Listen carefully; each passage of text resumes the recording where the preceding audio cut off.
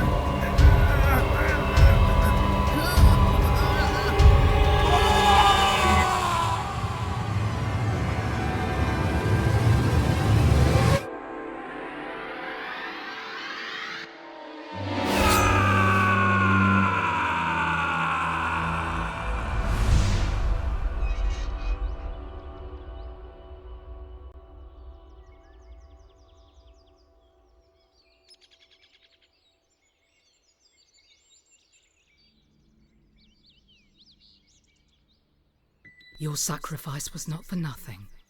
The mask of the Masters called, and you have answered, Chosen One. The mask has granted you access to the incredible power of the Hand, a power that comes with the burden of responsibility.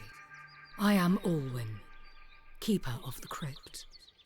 I am your guide and servant. Through me, you shall learn of your destiny. My companions will share the burden of duty.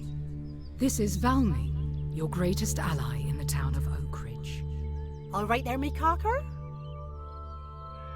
And this is the learned Cricket. His knowledge and understanding of the Hand will help you unlock its true power. There is much to learn and little time to teach. Are you sure you're up to the task? Each day that ends brings the creatures of the night to you. They will try to reach you inside the crypt of the Master. You must stop them. Familiarize yourself with the most basic ability, the power to pick up and throw objects like rocks. Night approaches.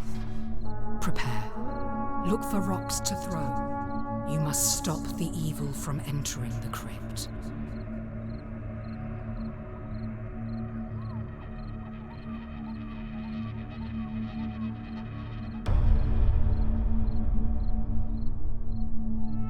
Oh, fuck off, it's a fucking zombie. You killed it. You're a natural.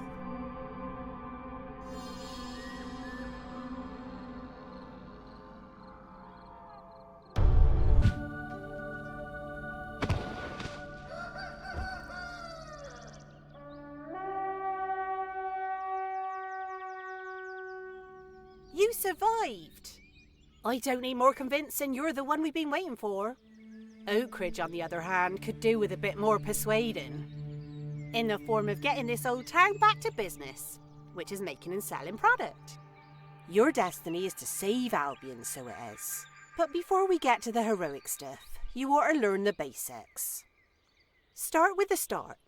Let's get the farm built. Use the hand to clean and rebuild.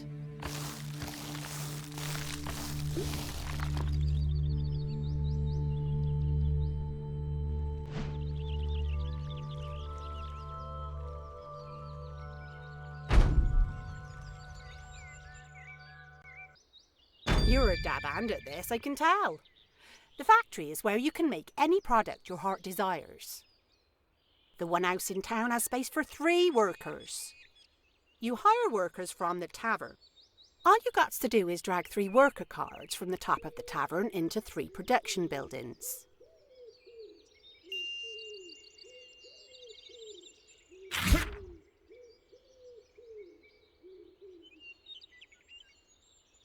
Job factory.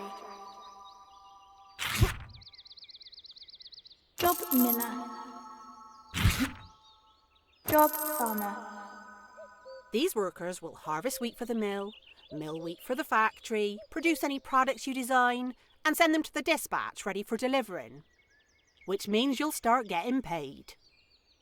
Ain't arf make the heart swell seeing this little old town get brought back to glory. And so fast and all. Still, with a hand as big as that one, I suppose putting buildings together is like child's play. Or to be a bloody great balloon on the way with your first order. Catch your breath, why don't you? Can't do nowt till a hot air balloon's here anyway. Look to the north.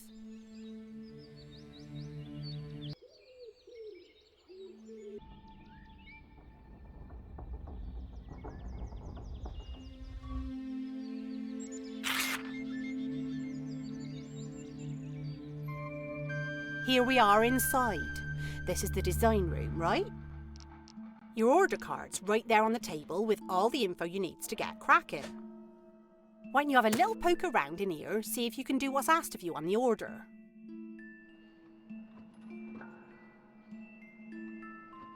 In here, you can design anything you want, as long as you got the parts. Keep in mind that your products are your reputation in business. Make stuff that's not up to scratch, you'll suffer the consequences somewhere down the line.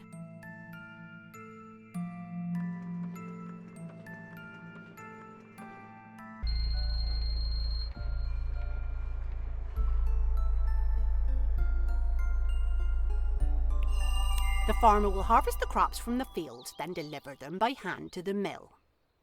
Your miller will process the crops in the mill, then hand deliver the produce to the factory. And your factory worker gets all the glory for producing that lovely design of yours. Soon as one product is made, it's carried to the dispatch. The balloon will wait until you've completed an order, before carrying it away to be delivered.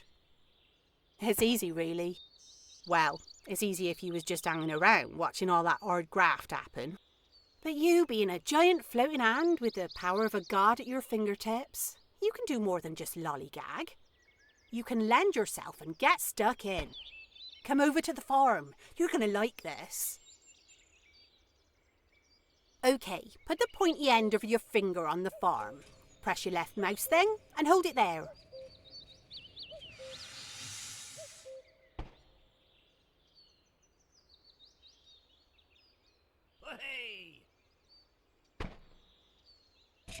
See how with your big Duke getting involved, you can speed up the entire process. Even with no farmer on the farm, you can do the work. And it ain't just gathering crops you can do.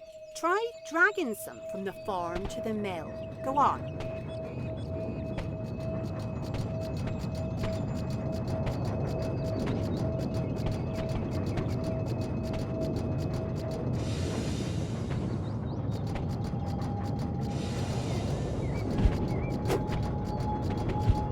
There's lovely.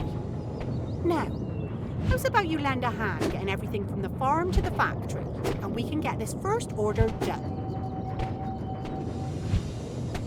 Get 2 products into the dispatch, and you're good to go. Tell you what, I'm right pleased to see you've mastered the plate spinning of the production line.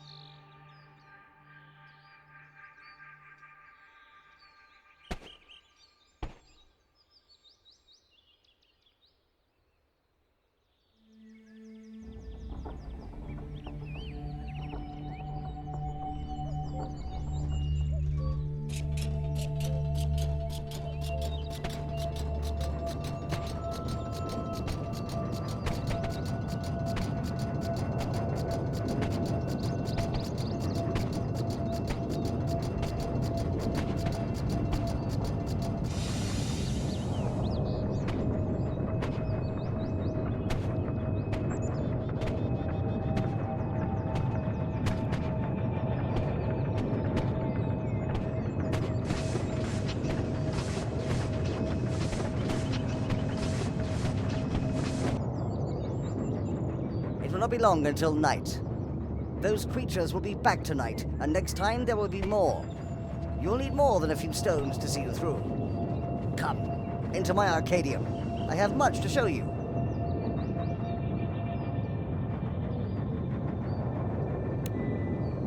That hand of yours is a tool of considerable power. See how many wondrous things are available to you? See that lightning power? Go on and fetch it down.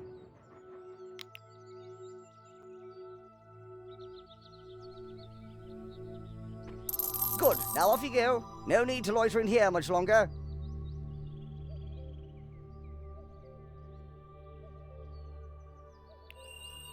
Those lightning bolts you have will scramble your enemies from the inside. Press H to toggle them on. Your hand will reflect what combative power you are currently accessing. Your hand's power will increase with every additional ability you add, but it has its restrictions.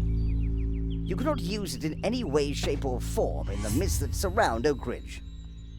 I have enabled all the information you need. Simply click the info icon. There is no more to learn today. Use the power of the mast to propel you forward through time to the doorstep of night.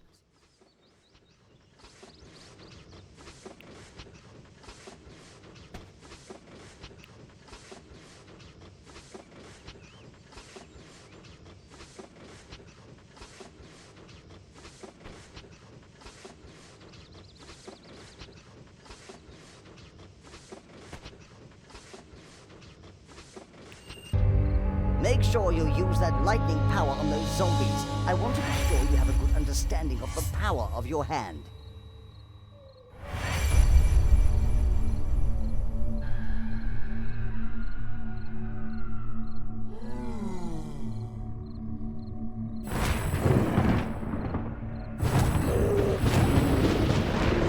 Take that, you accursed corpse!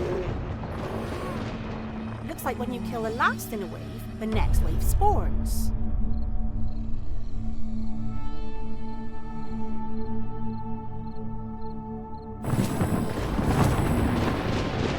They fry quicker than a kipper.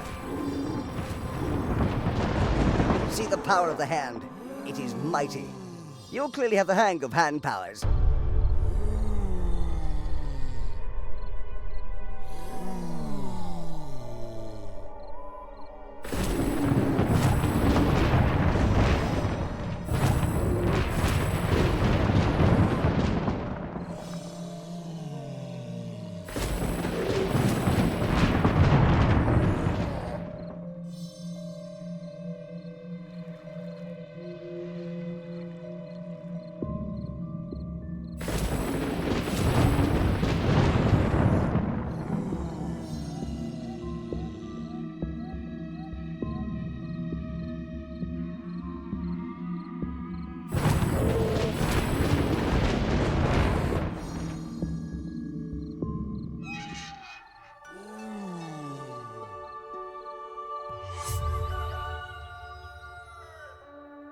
Another successful night. You're getting the hang of these monsters now, eh? I've got a couple of very different monsters I want you to meet. The Cotters. Treat them right and they'll be good to you. Word of warning though, they're a right couple of slippery buggers. I swear the word Cotter is some old Albion word for annoying old farts. Look around town for Thomas. Make yourself acquainted.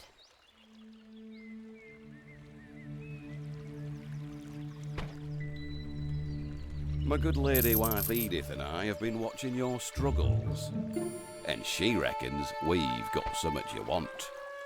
A land deed yous can use to expand the town, but it ain't free like. Nothing ever is with this one. A mercantile type like yourself should recognise the value in this trade. We will exchange it for a good meal. The wife loves a chicken pie. Oh yes it does. Except when you leave the bones in. I'm still missing a tooth from the last time you cooked.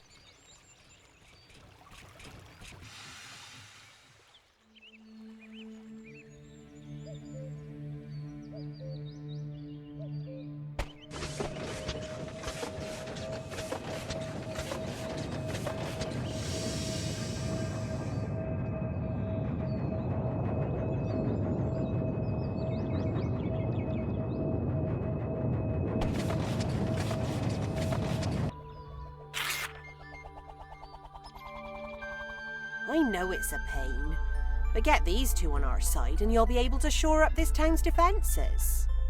Got to save Oakridge before you can save all Albion.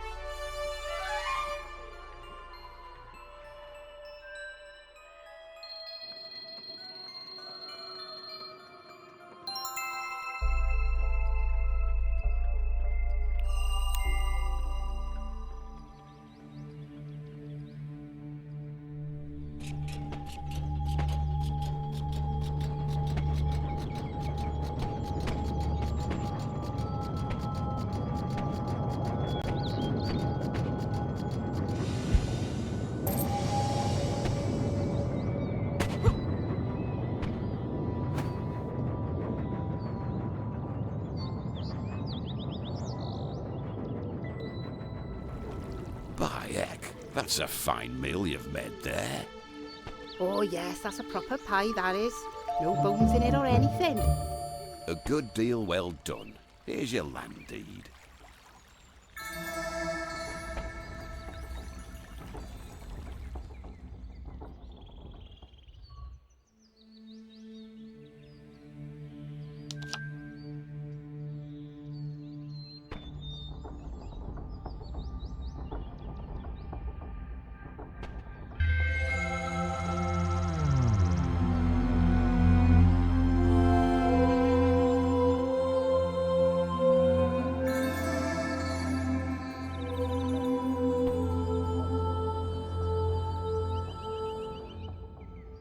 It's all very well you having this bit of land, but as benefactor of Oakridge, it's your duty to protect the town from attack.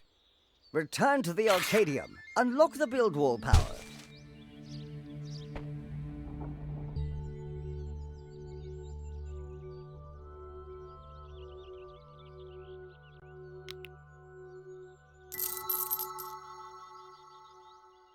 There now.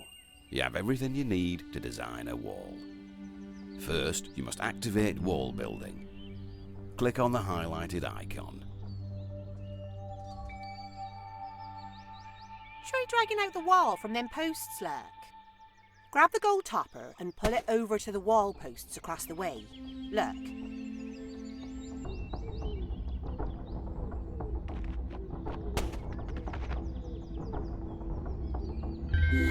Well, that's your design done, sure, but you has to get it built and all. I'll go have a sabbatical in the tavern. It's a good spot in the town to keep an eye on your endeavours here.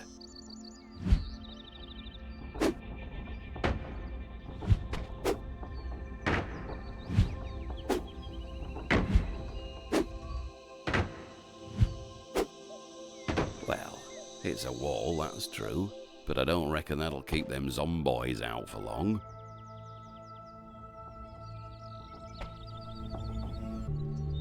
There is a disturbance in the mystic realm. I sense a great danger nearing. 8 days from now, on the 11th night, it will come to pass that Oakridge will suffer a grand assault. A deluge of creatures so great that if you are not fully prepared, this entire town will fall. The mask offers you a choice, a fork in the road of your destiny.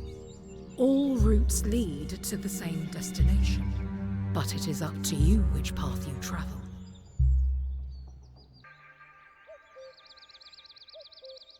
A wise move, young scion. Increasing your own power is the only move worth making. Enter the Arcadium. The mask has removed all barriers between you and your upgrade.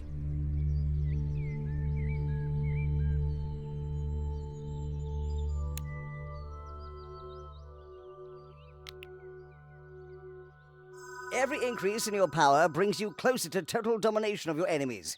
Stay on this path, and soon you will be the Iron Fist.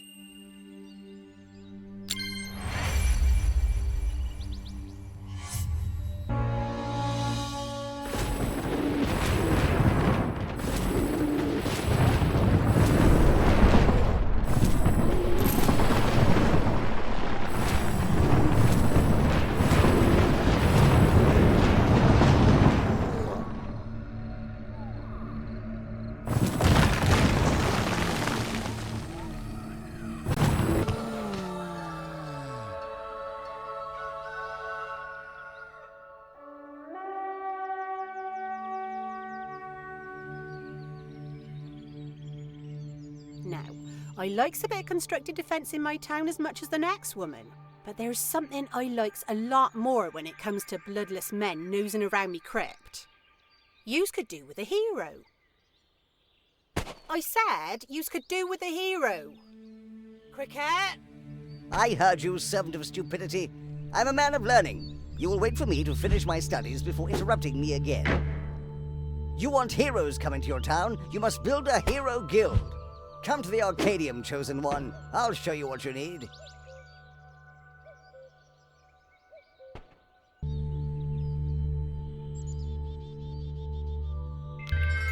Hero guild, is that? You need a bedroom and a roof on top of that entrance. And make sure you add a healing station and a training ground. They all like a bit of a soak and some muscle building. Well, it's lovely that the Hero Guild is up, but it's going to take some time for a hero to reach us out here. You'll find them in the tavern when they come, same as everybody else looking for work in Oakridge. But they're not as cheap as a worker, mind. So, you got some earning to do before you can afford one of these legends. You get on and fulfill orders. That'll bring the money in. I'll let you know when a beefcake's at the bar.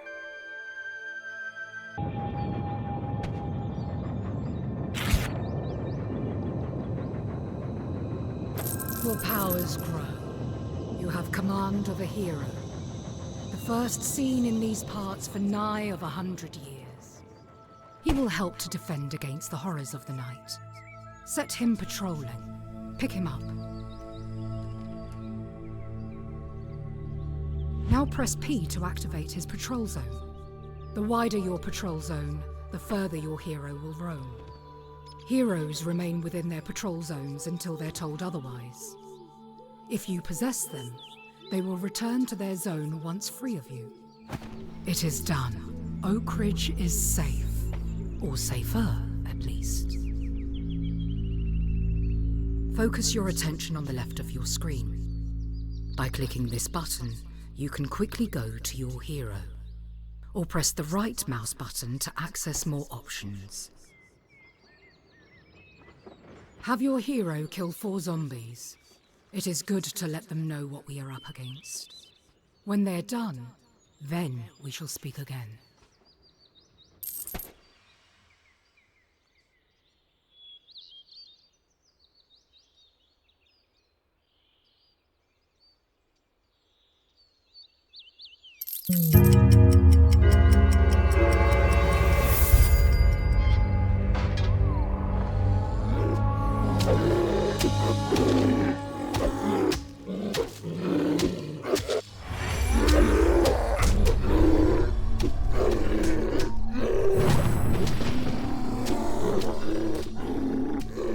He is a brute, but a brute is just what this town needs.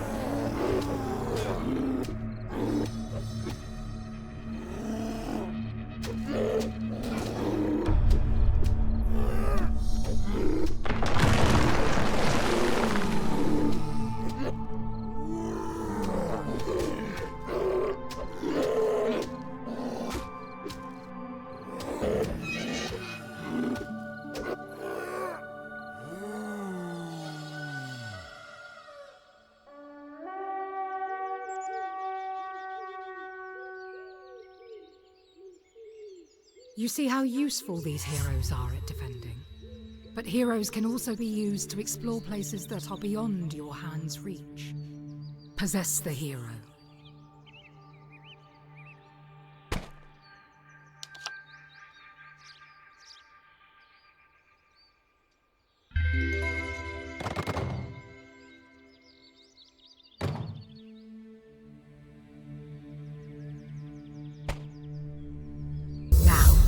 The ability to roam wherever you are able within the body of this bruiser.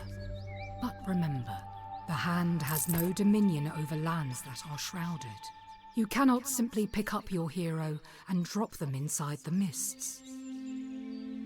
Set out through the northern gate. A young boy is lost and will not survive the night beyond the walls of Oakridge. Bring him back before the gates close. Oakridge needs its hero at night.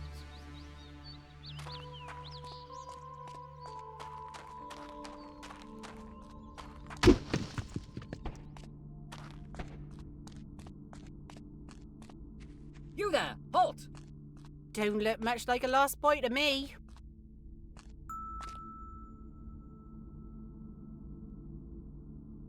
I am recidivist erstwhile, and I demand you escort me to the tavern. My father, somewhat erstwhile, is ensconced within. He shall pay you handsomely for my return. Reckon his father's 2 nights away from being one of them bloodless bastards, by the look of this old man. Well, come on, Oaf. Lead the way. Would you look at the state of you?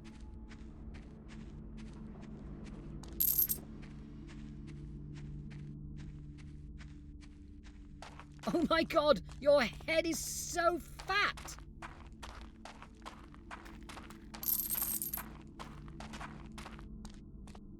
Oh my god, your head is so fat!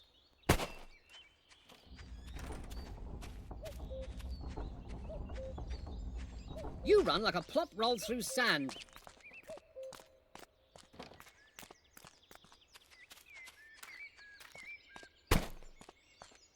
Those ankles! They're disgusting! You're disgusting.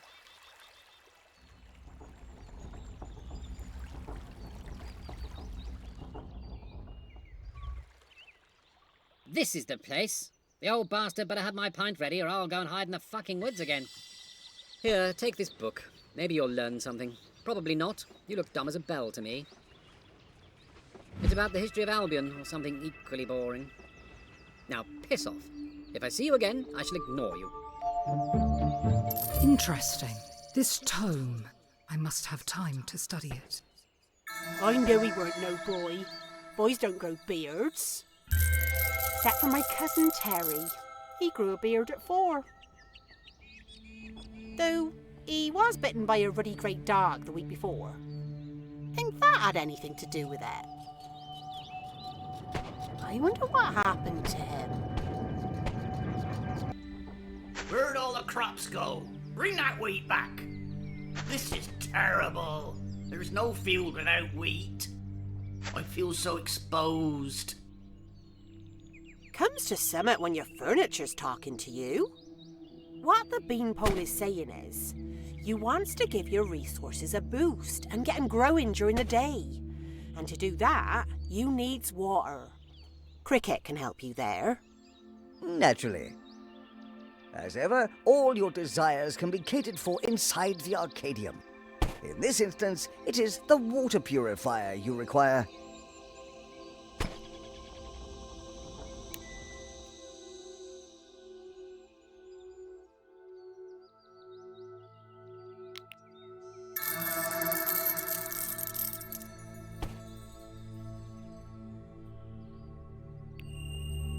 Pop it somewhere useful, yeah?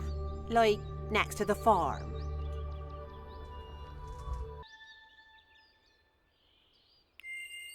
It'll need a worker, mind. Someone to do the fetching and carrying of water. Once they's employed, they'll water your fields and keep them crops growing. Works for all your resource hotspots, so it does.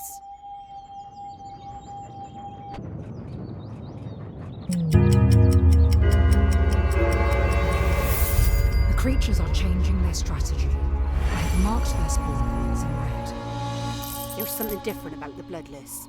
If I didn't know better, and I don't, I'd say they were getting smart. Night's gonna get tougher from here on, I reckon.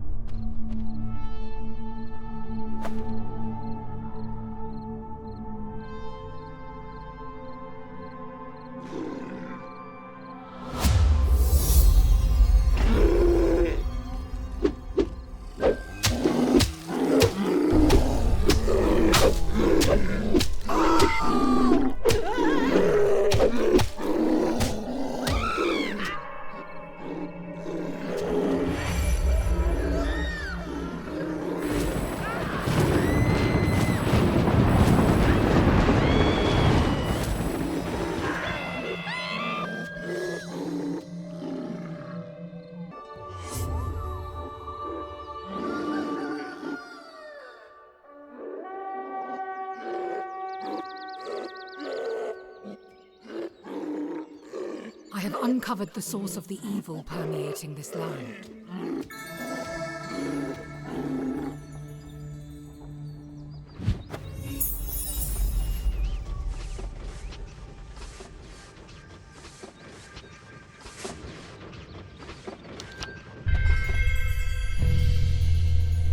The Orcan Stone.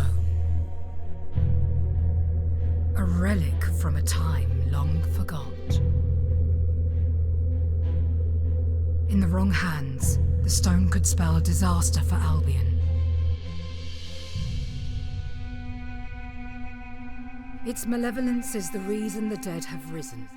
The Orcan Stone breathes a foul stench of morbid life into putrid corpses, twisting the natural order into an abhorrent, warped mutation. We must put all our efforts into finding this echo of the old ways. The mists that surround Oak Ridge. Their influence on these lands deadens the power of the mask.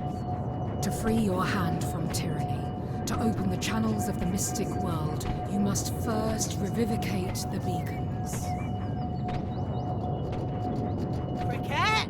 That's your fucking cue! I wired the Chosen One's head up to the mask. All of this information should be flowing freely into their mind already. Oh, shut up and tell him what to do next, you cranky old bog brush. The mists can only be cleared through the activation of a binder's beacon.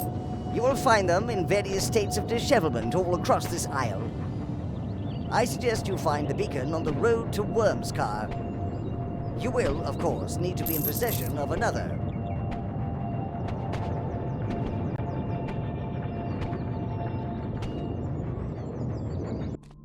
Step onto the pedestal and activate its power. With a human on the pedestal, the beacon's power is just strong enough to allow that hand of yours to work its magic. You must manipulate the beacon's blocks into a structure that reaches far into the sky. The order you place them in is vital to the success of your quest.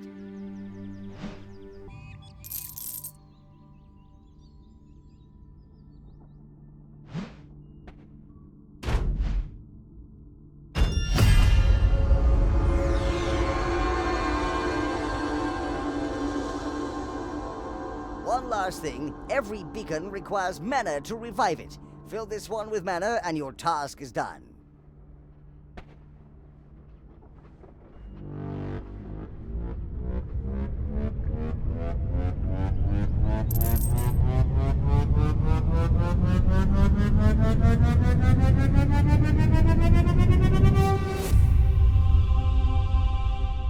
Albion opens to your touch.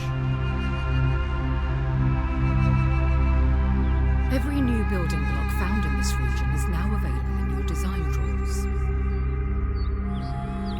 Look at all that lovely land. Back to how it should be. Mother Nature, laid bare.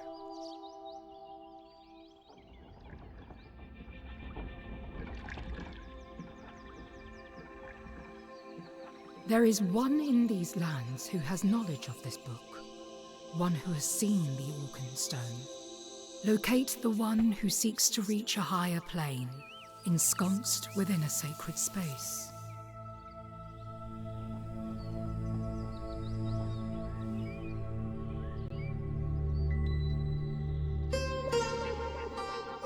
That is the one you seek. Question him. Book? How do you know about that book? Is it here? It's not here, is it? Look, I can't be thinking about that book with the singing stones in this state. You fix the singing stones of Shambhala, you bring peace to this sacred space, and I'll tell you what I know about that book. Find the stones and place them within the sacred circle. But you've got to get them in the right order, man. Tap my tent when you're done, and let me hear the stones' song.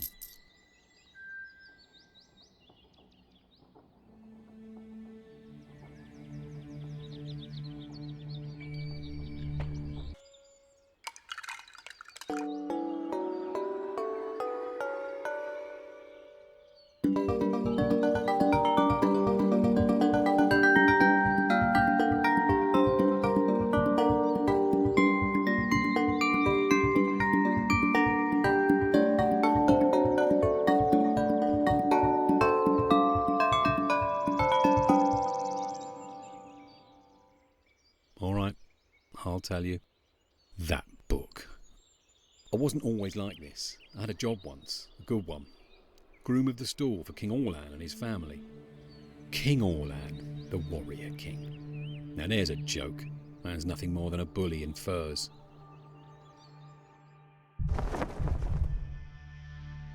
The last time I seen His Majesty was with his boys, Thaddeus and Malmus. Like chalk and cheese, them two, but each of them sour like rotting meat inside. The palace had been alive with plans for war since I started in the job. That night was the eve of the campaign. The only thing he had left to do was assign his boys a place in his army. To Thaddeus, the people's champion, his father's golden boy, he says, "You will captain the cavalry. You will be my avenging angel." The glory role. The hero's role. Little prick loved that, didn't he? But to his other son, Malmus, he says, "You will assist the quartermaster, a role befitting your abilities." Might as well have made him the piss pot boy, know what I mean?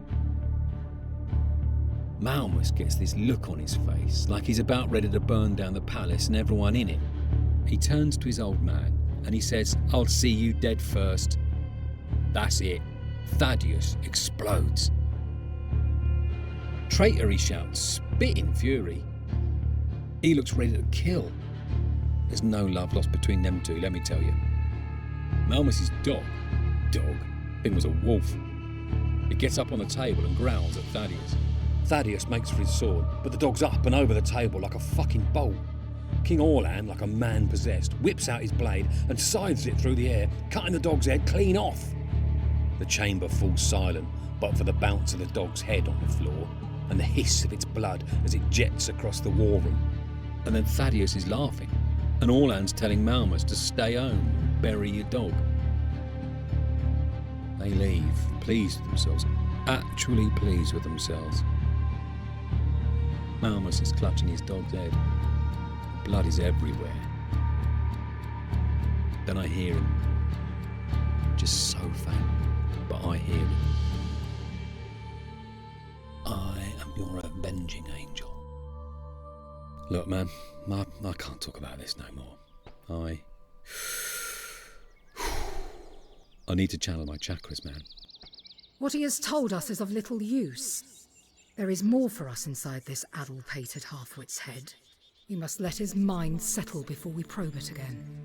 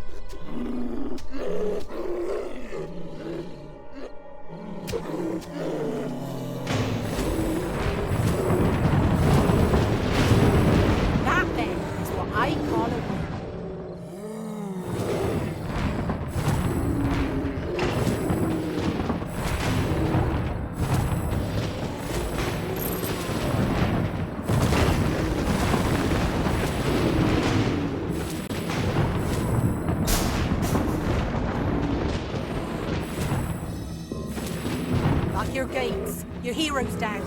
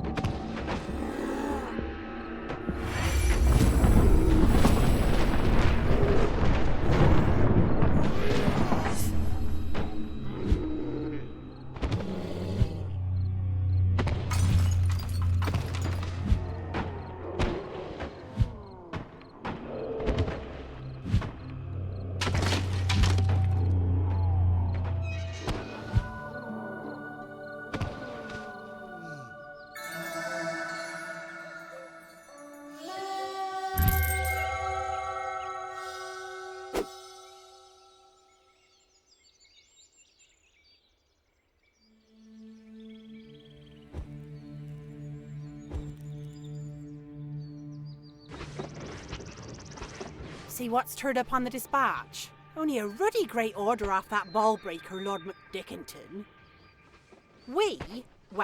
You, need to be more efficient in your producting of products, or Tricky McDicky will be down here with his nutcrackers.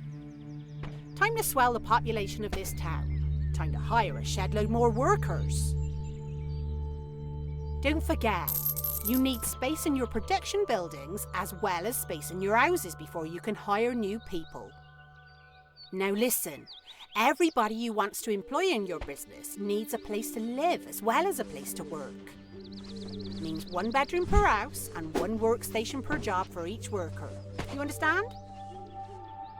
Do you?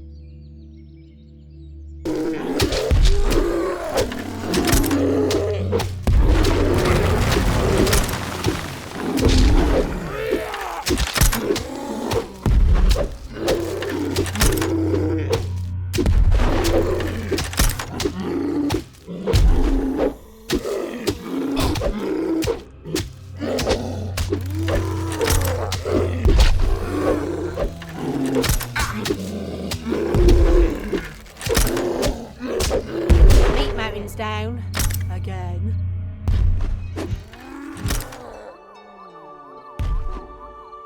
And on the 7th night, tore him a new one. Our enemies grow stronger by the night. Then you should be making your allies stronger. Leafy's gonna struggle if you don't do anything to help. You could help by giving him a better weapon. I like a throat-cutting, gut-spilling, knacker-hacking sword is what I like. Well, there's an old friend of mine over in Wormscar. Who rattled your cage, you nosy old farts? That's not very nice, is it? Oh, he's only trying to help. Now you listen to me, Thomas F. Carter. I is the only help around here that the big fest needs, right? Over in Wormscar, there's an old metal mine. If you can get it up and running, we can start making metal products. Once you has metal, you can make swords. And swords are super cracking lovely for chopping up dead blokes. If you're going to Wormscar, best you look out for them bandits. Place was swarming with them last time I went fouling. Hey, same goes for you and all, you scrawny old gannet. One advisor, looks like me, talks like me, is fecking me. Right, go and have a look at the entrance to Wormscar. Leave your hero behind for now.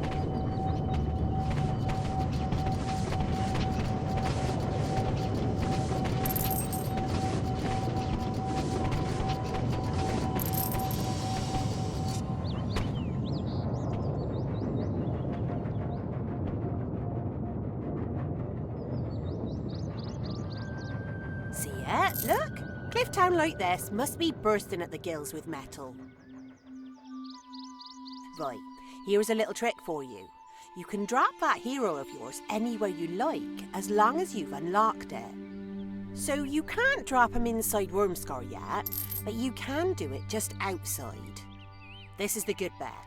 Drag your hero from that button on your left, and drop him on that god beam outside Wormscar gates. Door-to-door service, eh? You can use the hero button to possess him and all.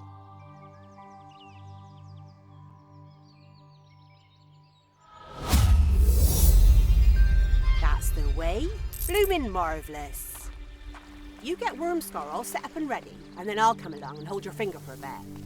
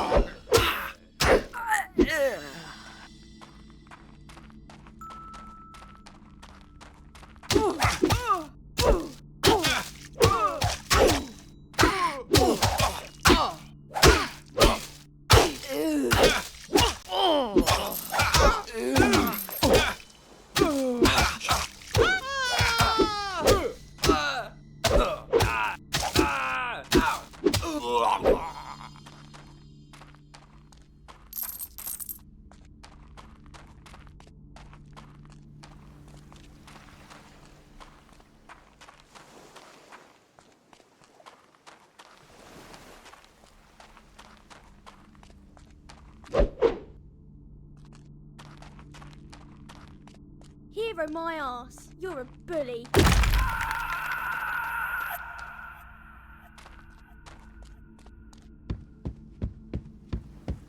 You couldn't pour water from a boot.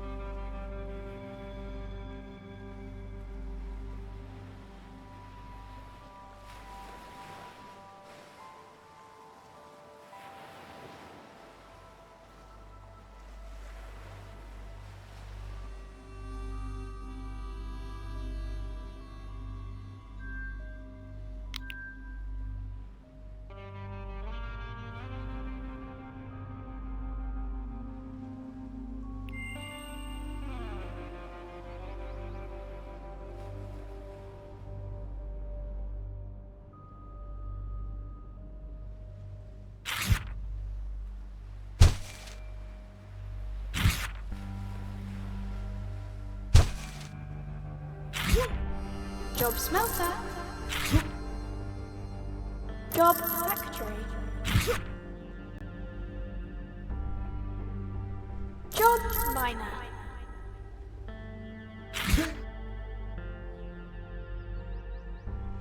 Job farmer.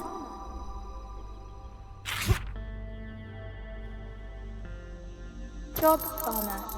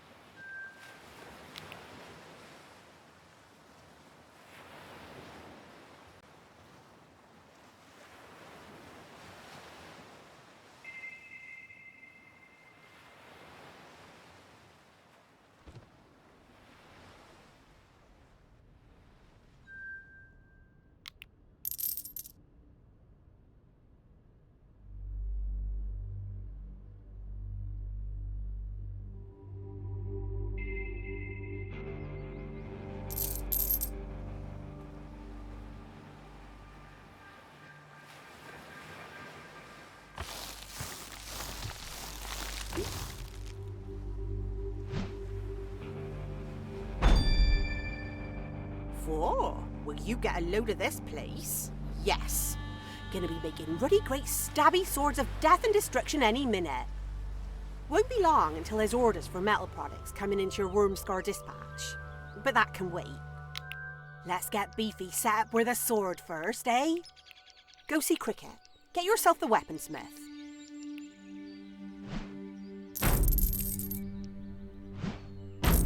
Smelter.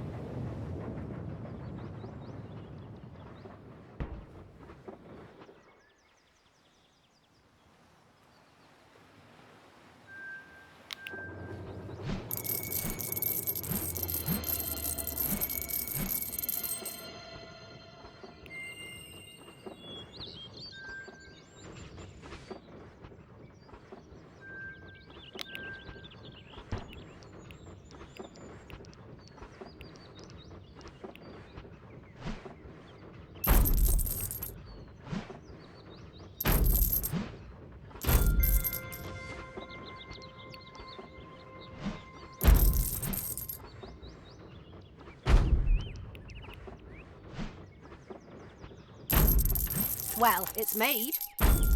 And like with products, you can leave it to your worker to deliver it to the weaponsmith, or you can do it yourself.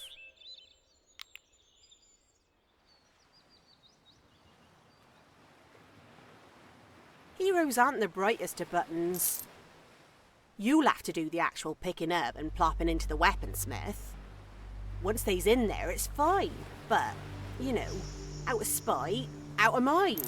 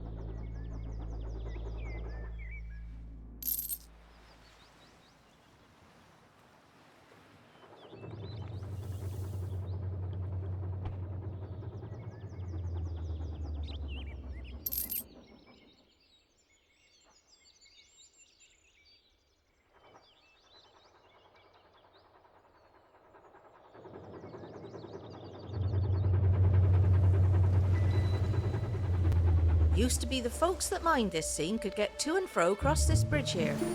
That were brave enough, that is. Been a long time since it's been safe to walk on, I'll wager. I'd love to get it rebuilt. All I need is some wood.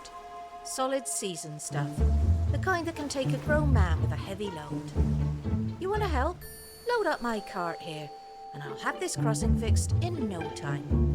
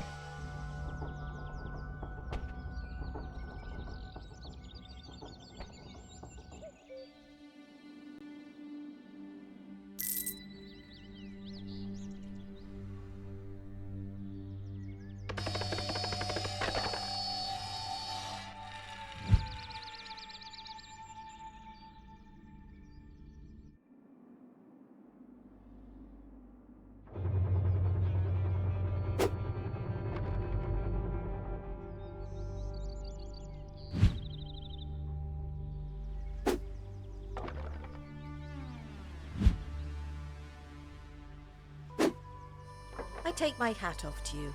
You've put some real effort into that. Now it's my turn. Stand back. I like a lot of room when I'm working.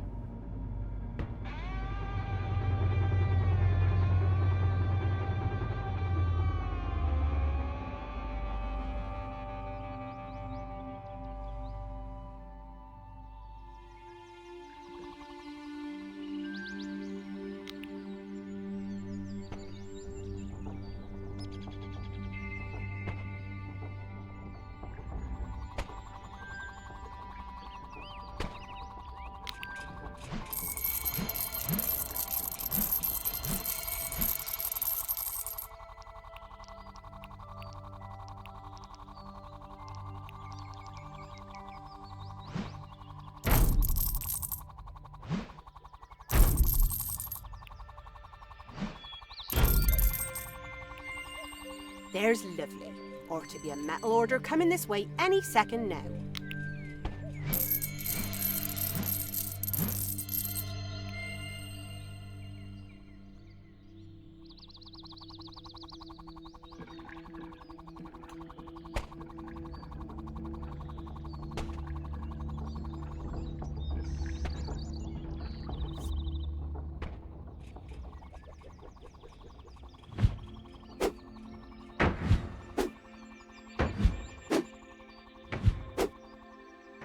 Word spread fast about your weapon making. Go have a look at your Wormscar dispatch. It's got a new kind of order. Time to start making metal products. You'll be coining it in with these beauts.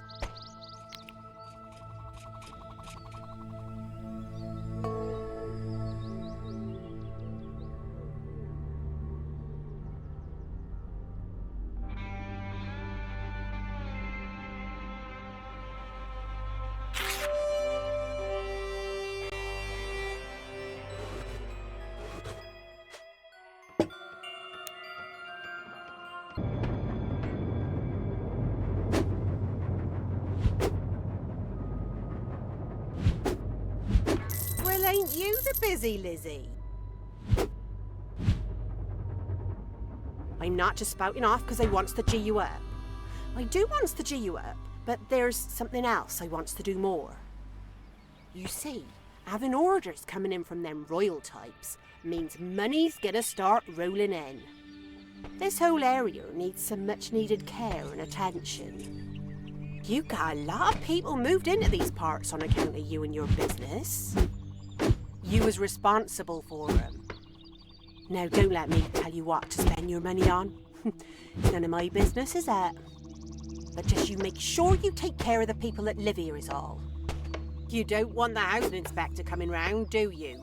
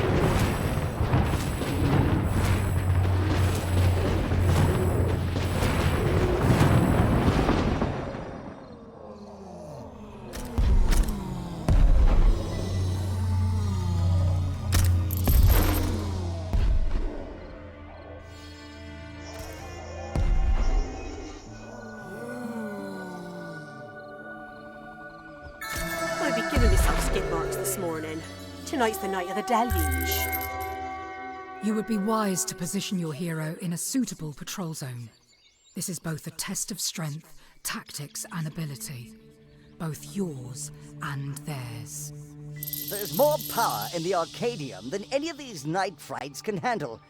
If you had unlocked all the combat powers available in here, you could no doubt wipe out the enemy without lifting more than one of those meaty fingers. Whatever you do, don't panic. It ain't over till, well, till they've ripped a hole in the crypt and come in to feast on your guts. Though, when you think about it, it ain't over then either. Because your hat will just whiz you back to this morning and give you a chance to prep a bit more. Let our champion be a champion, Velma. It is far better to defeat the enemy than rely on the powers of the mask to save your skin.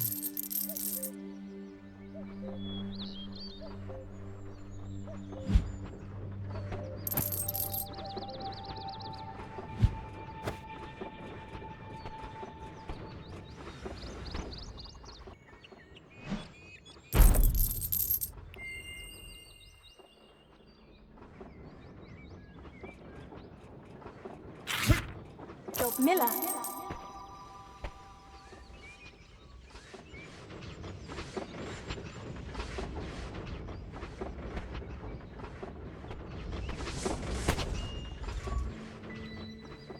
That were a wild night, weren't it? But you survived it, and that's what's most important. Can't be a single soul in this town, or in that crypt, that questions your status as the chosen one, I reckon. But how's about you and me get away from all this bloodshed and back-breaking work for a bit? I've something I want to share with you. Why don't you stop being a giant ant for a bit and come with me? You could possess old Beefy. Not like he's up to much right now.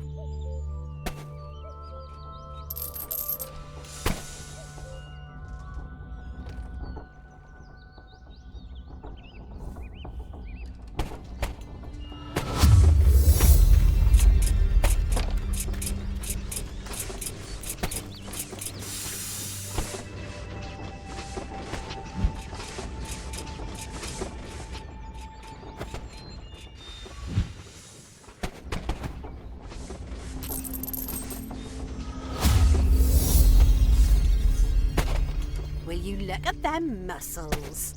If only I had some oil with me, we could get you all lubed up and shiny. Let's walk to the stone circle. I've got a lot I wants to say.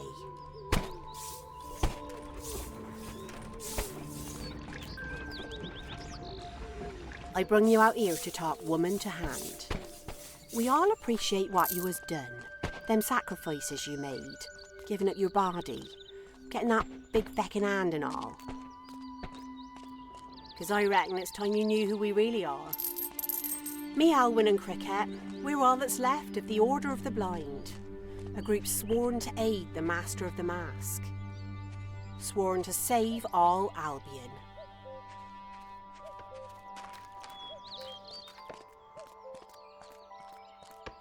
See, back when Albion was ruled by the magic, a terrible place called the Spire was created. A bloody great tower of magic it was. Whoever it was that ruled back then used this great tower to control the masses. It's all before my time, and I don't understand it too much.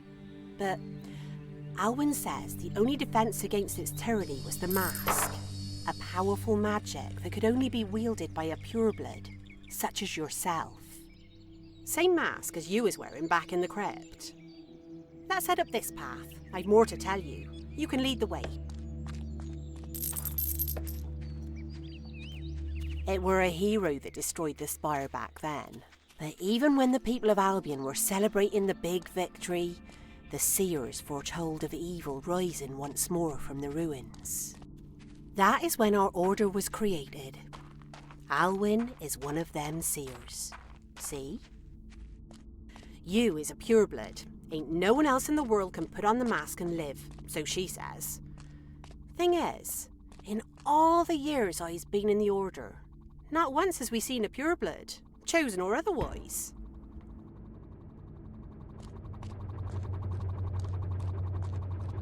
But here you is. That mask brought you here, like it brought me here. And Cricket, ain't no mistake in that. You has been chosen to be the hero of our times. And that means, if them two know-alls is right, that you is to face an evil so great, well, I don't know what. It's so evil it don't bear thinking about. It's a burden, so it is. But, well, thing is, I just wanted to tell you that no matter what happens, you're already a hero to me. And nothing's gonna change that. Nothing. Now, you seems like a good soul, but here's a little test for you. There's no right or wrong here. Just go with your gut.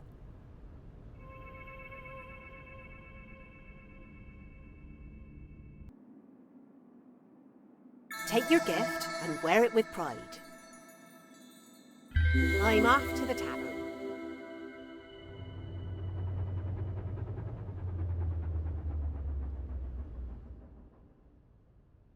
Oh, fat and tettle.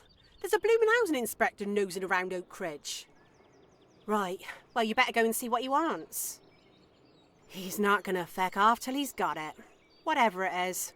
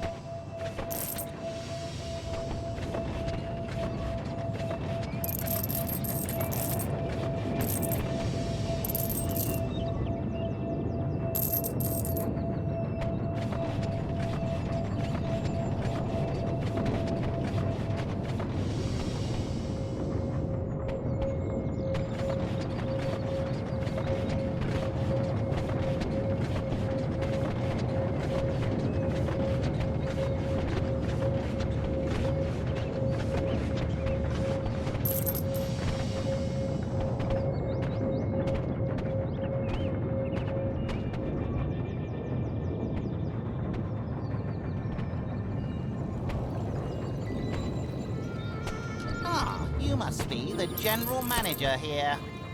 I'll wager you're aiming to be an industrialist, judging by that there factory, am I right? Well, good luck to you. Steady employment is what the folks round here need, no doubt about that. The modernisation of Albion couldn't come sooner. But enough about you, let's talk about me. Malcolm Grimshaw, Regional Housing Inspector, at your service. It is my job to evaluate, to probe, to analyse, to examine, to inspect the housing stock and general aesthetics of this town of Oak Ridge. You ought to know that as an official inspector, it is against the laws of the realm for you to attempt in any way, shape or form to hinder my auditing of your properties. Now, I don't think there's anything more to say. Please stand aside. There seem to be no houses. That's strange. You have no housing stock at all.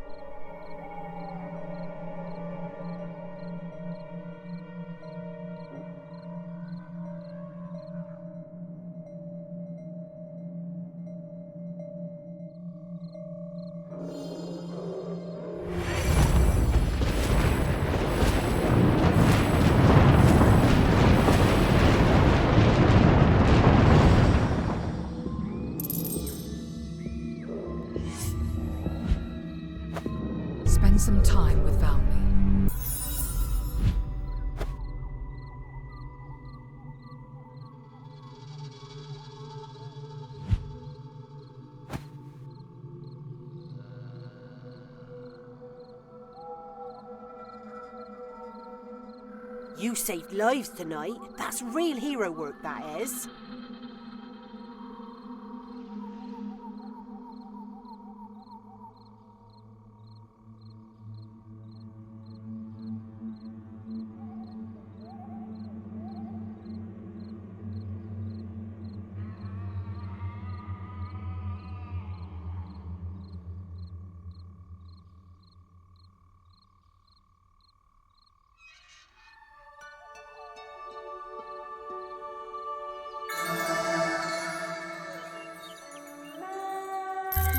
Here, have you seen that new order over at Wormscar Dispatch? The king is asking for weaponry. It's all well and good getting orders from the Blue Bloods, but when his Madge is asking, you jumps as high as you can get.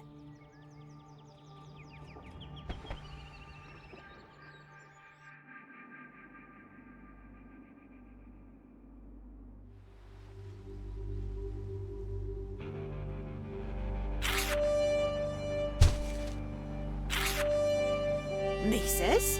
We don't know nothing about maces.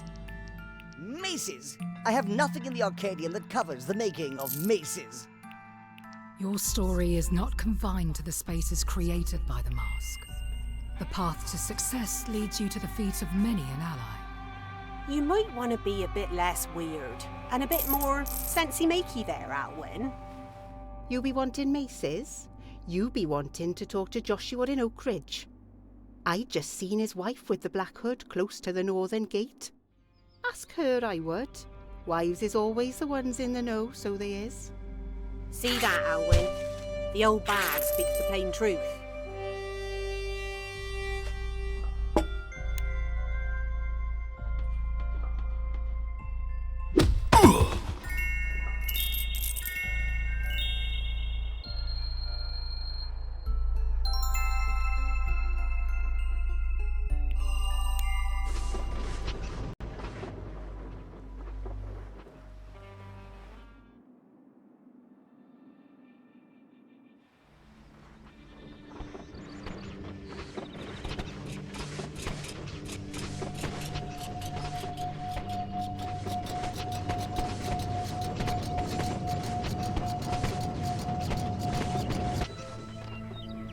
Black Hood, please help. My husband Joshua's missing. 2 nights ago, a note was slipped under our door. I ain't a clue what it said, but it were clear as day. It bothered my Joshua muchly. He bolted out the house, slammed the door behind him, and shouted something about that bastard Albert. Must be the foreman up at the mine. They've been spitting daggers at each other for weeks. I just want him home. Albert Wickham, the foreman up at Wormscar Mine. He was reported missing yesterday. If foul play is afoot, it is for the attention of my hound, Officer Bain, and I.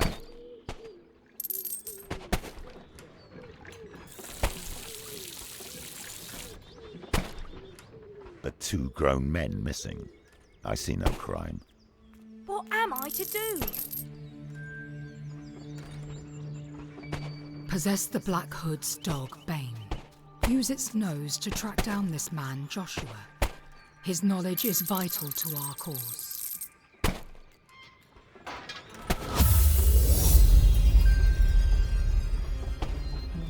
Looks like old Baines picked up his scent.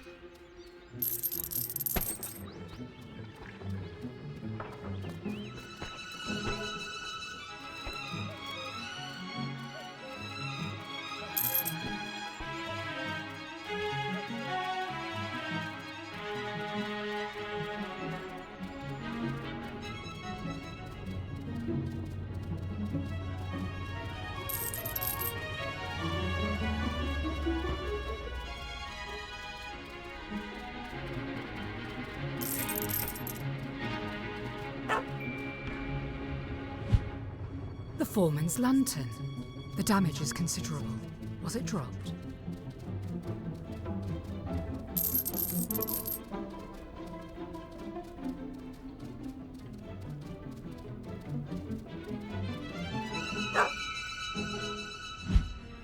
This hard hat, it is badly damaged. Did a rock fall on the wearer, or did the wearer fall on the rock? Search the area. There is more here than meets the eye. This letter could expose the truth. Find all the pieces, and quickly.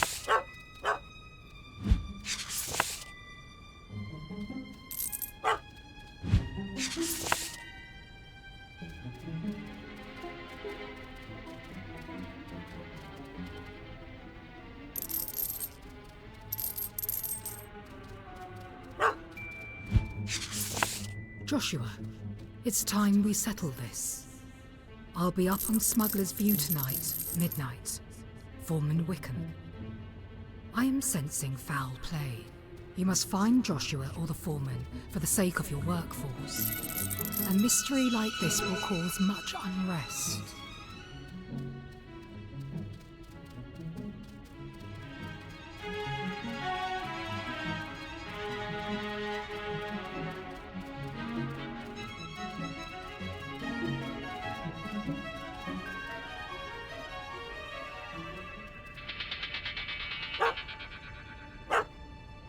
Stay back! Bane, you found Joshua. That lantern, the hard hat, these are the property of Foreman Wickham. Show me that note.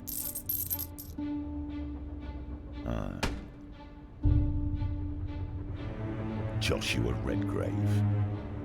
The tide of evidence before me suggests you have played foul with the life of Foreman Albert Wickham.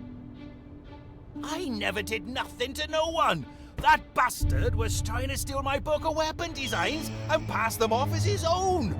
Calls me out here in the dead of night and I find all his stuff lying around. He's setting me up, I tell you. You can argue your innocence back in Oak Ridge where you will be tried by the hand of the law. Now come with me. I'm innocent, I tell you. This is all a mistake. Joshua, what have you done? Where's Albert Wickham? I'm innocent, my love. You know I would never hurt anyone on purpose. That Wickham's up to no good. I'm sure of it. Don't fret. It's only the guilty get Captain Irons. This wretched soul awaits your judgment. His fate balanced on a knife edge. Hear his crime. Weigh his plea and decide. Truth or lie. Guilty or innocent. Joshua Redgrave of Oak Ridge, you stand accused of the most heinous of crimes, the murder of your foreman, Albert Wickham. It is claimed that you threw him off a cliff, from a height so great that there was only one outcome, a brutal death on the rocks below. And for naught but the wicked desire to cover your own thieving tracks. How do you plead? Not guilty. I never threw no one off nowhere.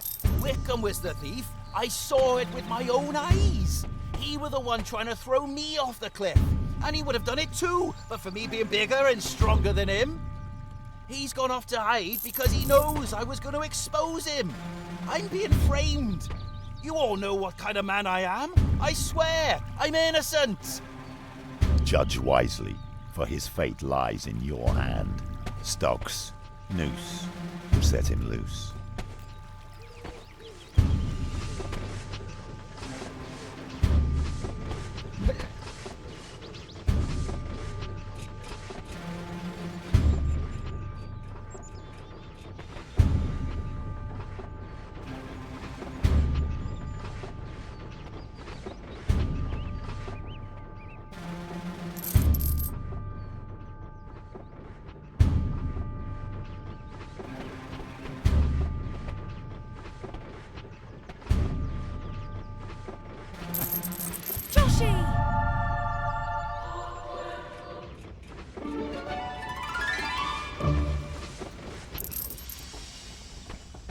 Justice has been served. Your lenience in this matter is admirable.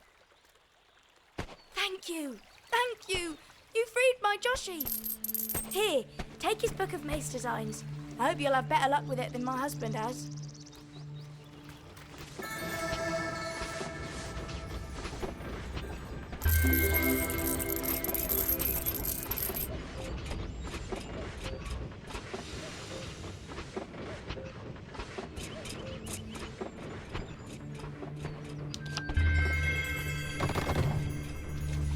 willies, that Black Hood does. Come on, let's go over to Wormscar. Get stuck into that King's Order.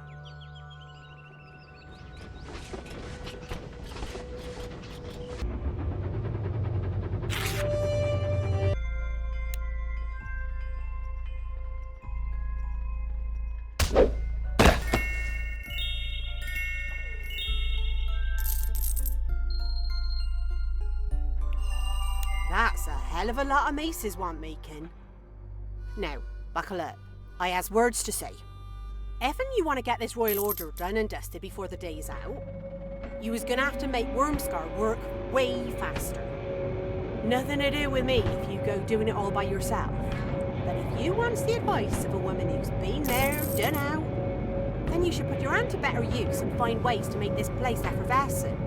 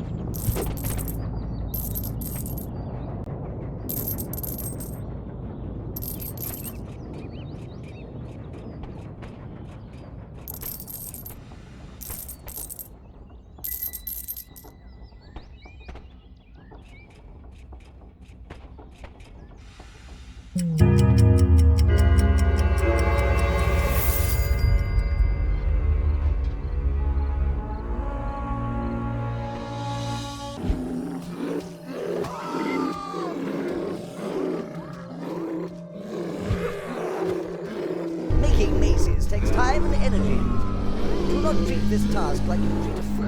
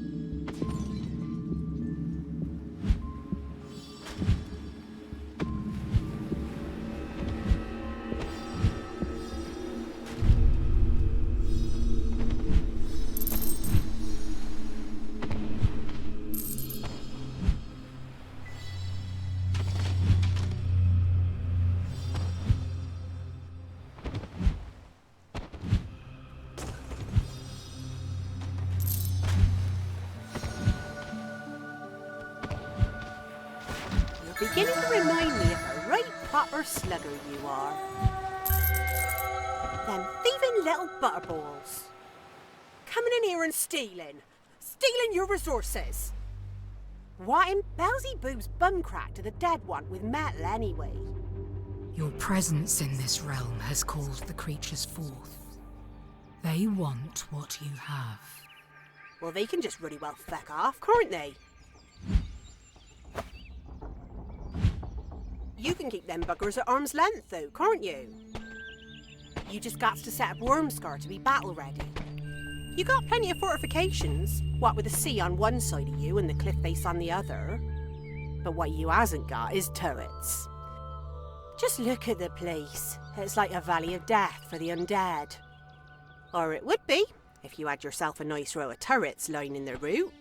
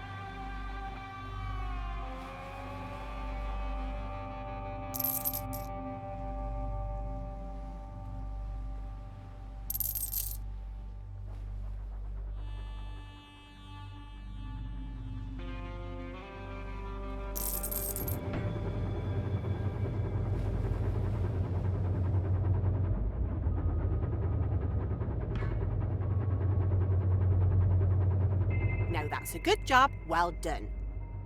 Quite looking forward to seeing some dead uns get pulverised, I am.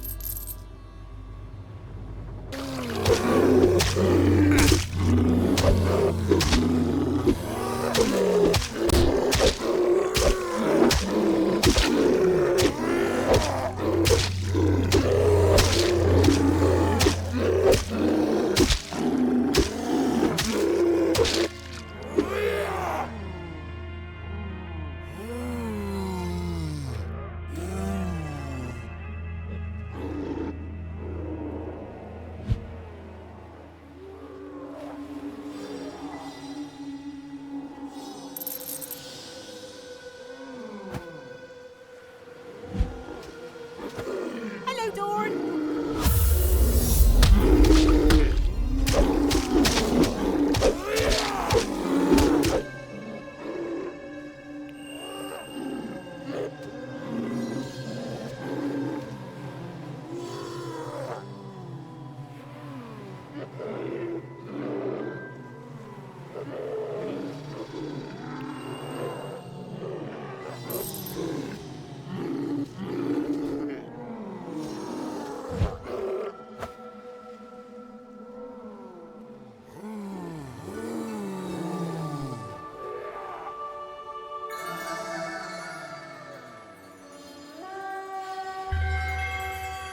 I don't want to worry you, but some fella's just come from inside the cliff. Go and have a look at him. He looks like he's been 10 rounds with a bear. If ever a man needed help, he does.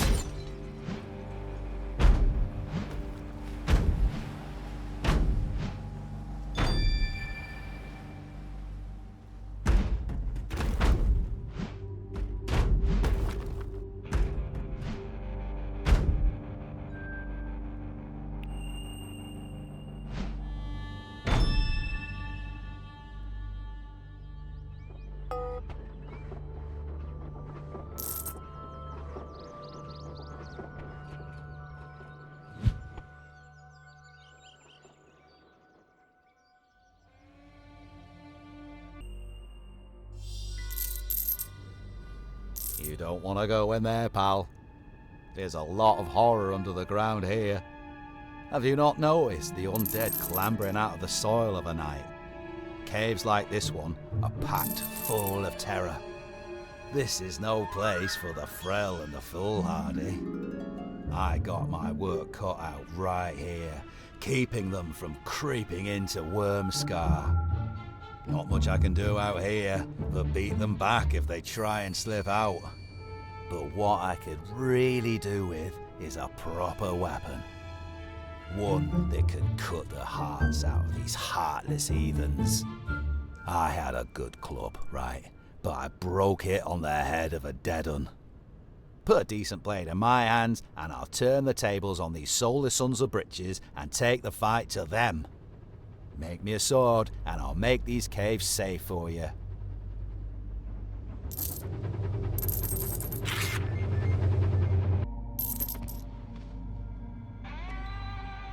Oh, look at the craftsmanship of that. Just feel the heft. Take these. Fair swap, I reckon. I have no knack for weaponsmithing, but you clearly do. Right, no time like the present. I'm getting back in there. I'll carve a path through the undead, and if I don't see you out the other side, I'll see you on the other side. Word of warning though, if you want to come in here behind me, better get some armour. What you're wearing right now is no deterrent to a zombie bite.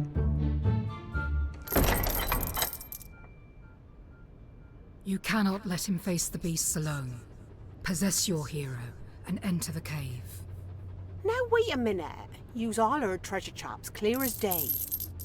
He said, don't go in there unless you has armour. For once, I'm in agreement. It would be a fool who rushed headlong into this cave. You'll need to build an armourer before you can kit your hero out, of course.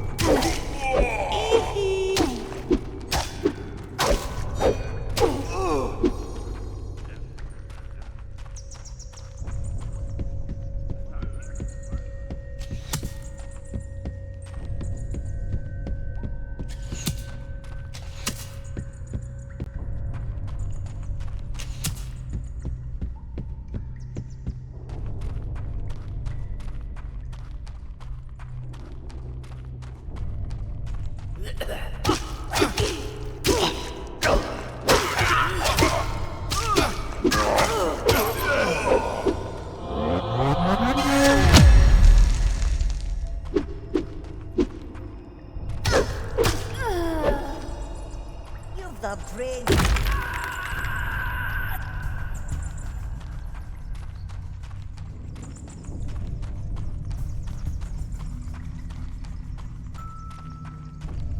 Your efforts to break through deserve the highest praise. Approach the pirates. You will come to no harm. Gah! Be a rum deal for sure, Captain. Ain't even one barrel in the dozen holding any grog in its bows. I can feel it in me bones. Ought to kill all them thieving smugglers, trying to hornswoggle us with tubs of tack and tarry. You lazy bilge-rat, I be wanting to... Oh, for crying out loud, you've got me at it now. Look, Colin, we're corsairs. We rob people at sea, fly the Jolly Roger, ransom rich traders. You don't need to put on a silly pirate voice. You're from Wormscar. No one talks like that. Oh, you barely checked one barrel. Now, stop mucking about and check all of the barrels properly. Oh, would you get a load of you? My word. Were you born like that, or did they grow you like a tree? You wouldn't mind doing us a favour, would you? Colin here, in his infinite wisdom, claims there's no rum in these barrels, but the smugglers who left them promised there'd be something in it for us. Would you mind awfully using that big nasty weapon of yours to break them open? I'd have Colin do it, but, well, look at him. It'll take him a week to get the lids off. You could smash him to smithereens in no time. I'll make it worth your while. Pirate's promise.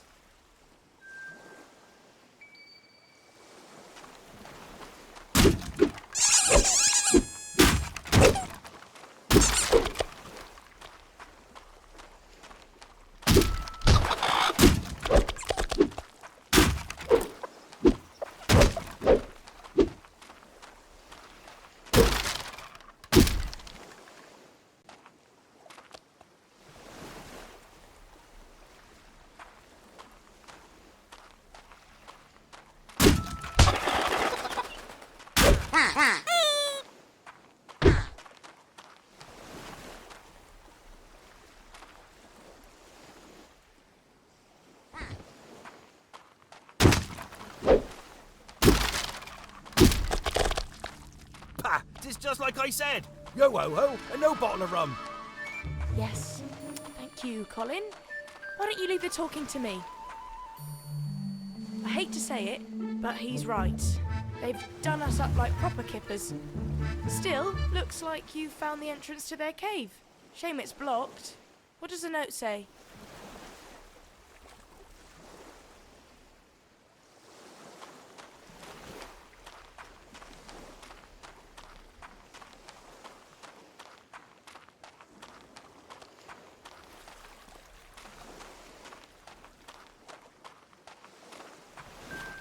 Cave closed. Come back tomorrow. The smugglers. I suppose we'll see you in the morning then. Before the sun sets on this day, seek out the beacon that unlocks these lands. Rekindle its light and clear the path back to this beach that avoids the caves.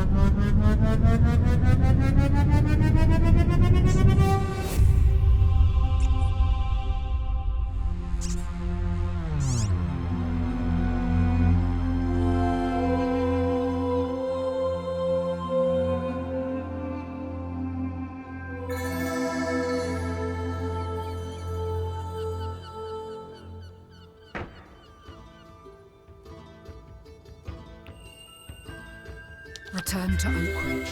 The people will need you and your hero this night.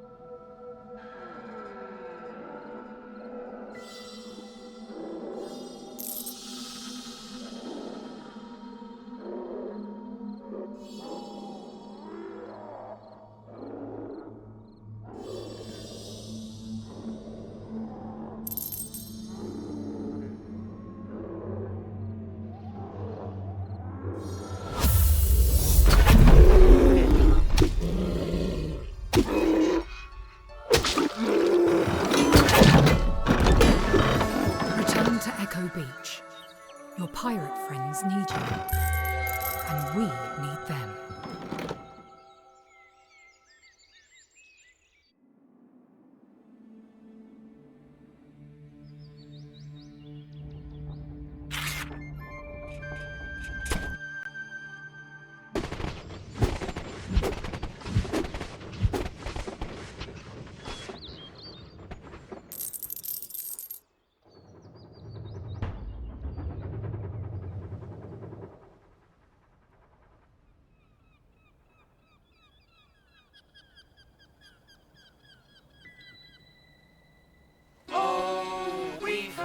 Stories of fortune and glories, songs of old pirates in the great brotherhood.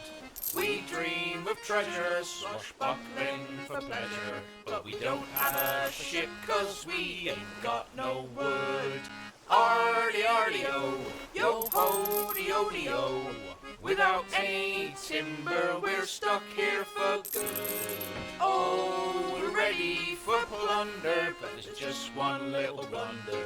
We can't sail the seas till our boat's built with wood. Hello again. We might need your help. Again. Right now, we ought to be breaking waves in the third sea, but we have a bit of a problem with our boat. It's got a few holes in. Would you mind awfully fetching us some wood? Colin, our resident expert pirate, thought it would be a good idea to give all our timber to the smugglers. Blast their barnacles! They said they was only wanting to borrow it. Just stop talking, Colin, please.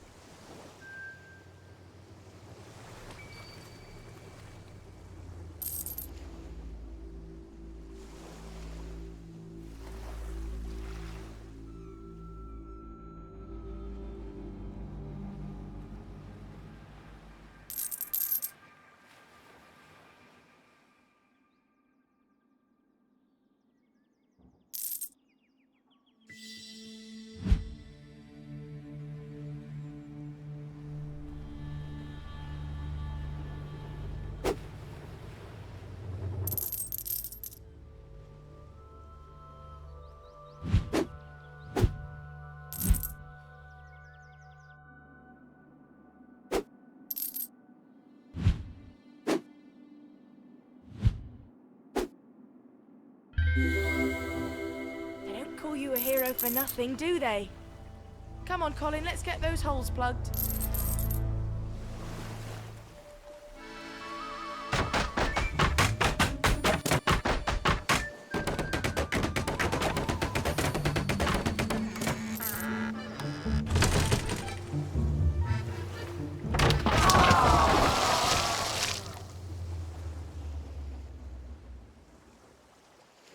Did you give these smugglers all our nails as well, Colin?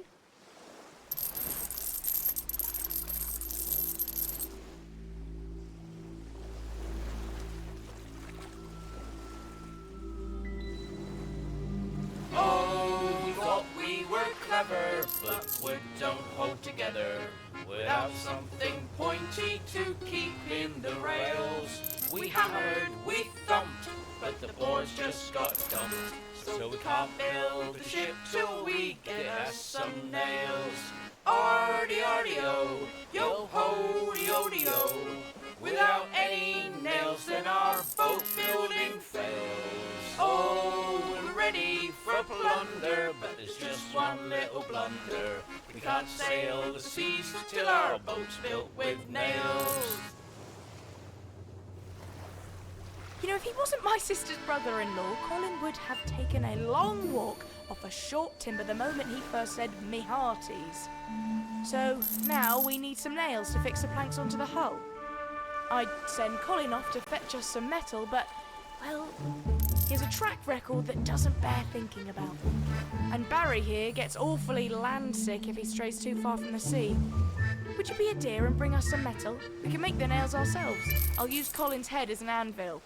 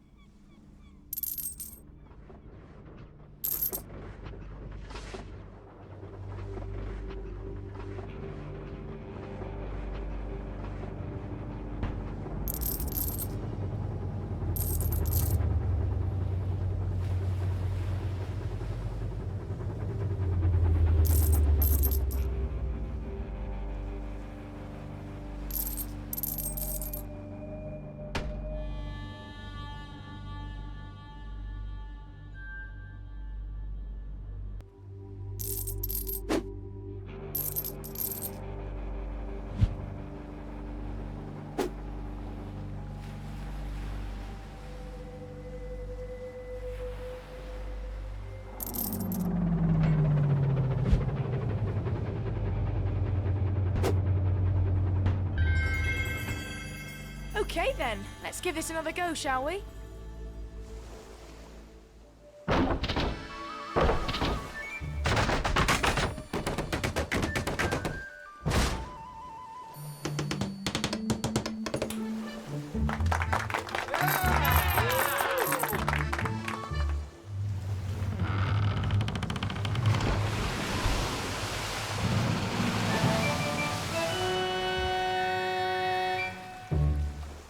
solid as a rock. Now, where the hell are my sails?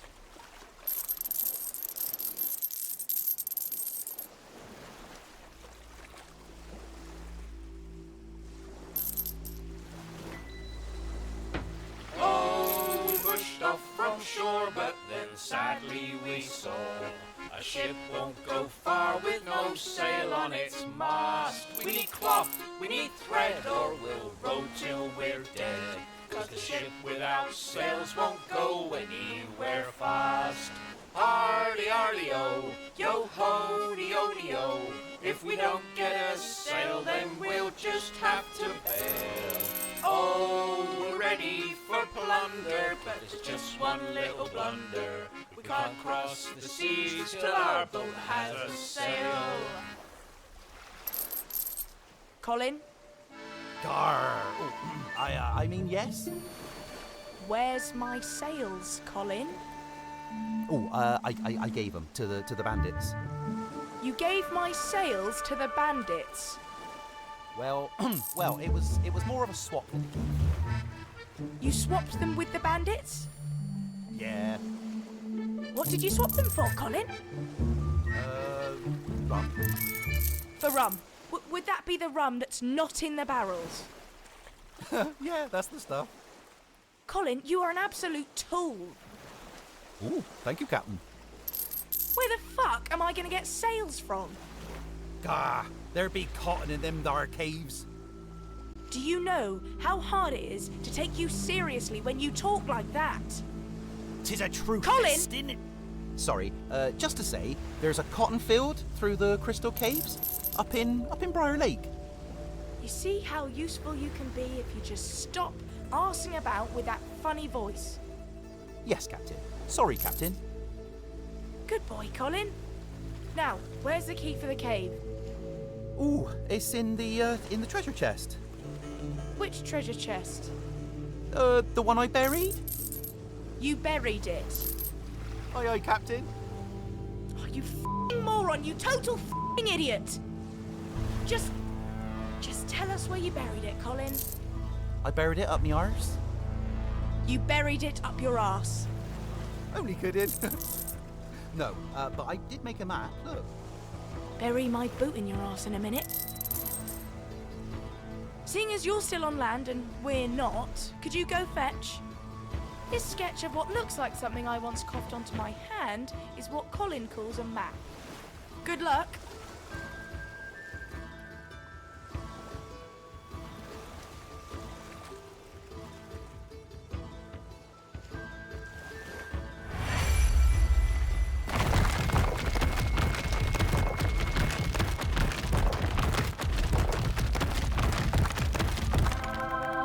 Found it?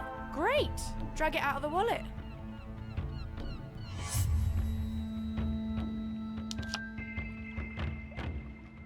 The Crystal Cave's entrance is a bit further along the coast. It's the one with the door and the lock, funnily enough. We'll be here waiting for you. Bring plenty of cloth, yeah? I'll make it worth your while, Captain's promise.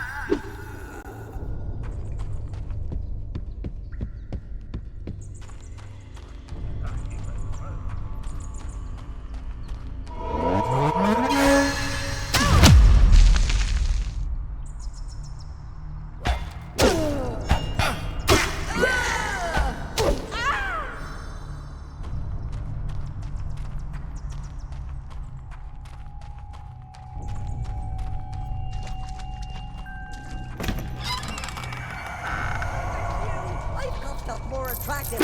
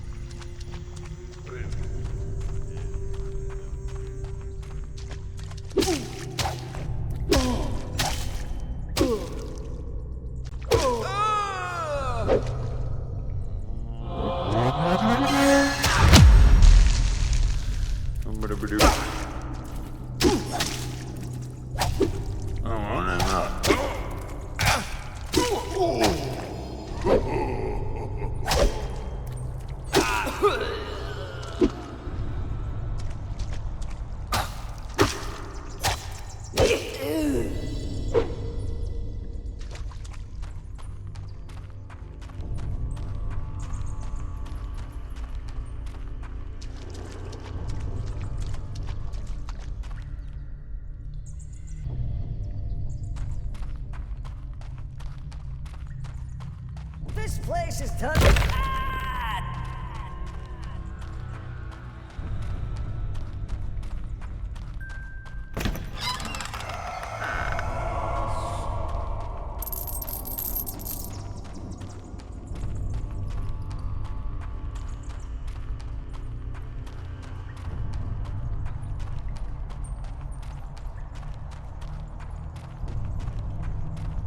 Oh, I feel funny.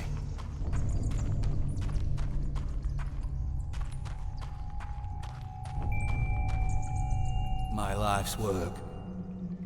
15 years, I've been searching for a treasure they said was more valuable than all the gold in the world. All my research led me to these lands. It was in this cave I found the greatest clue I'd ever found. A map. I thought I cleared this place out, killed all the undead and thought I was alone. Then some bastard bandits creep up on me and stick me a good one. Took my map and everything. I give up. Death, come take me. Oh.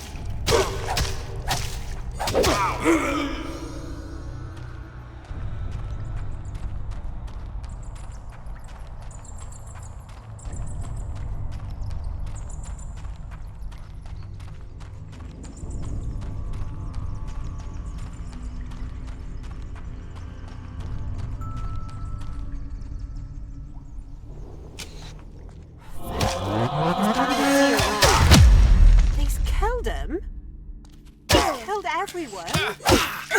The bastards. Now is the time for last resorts.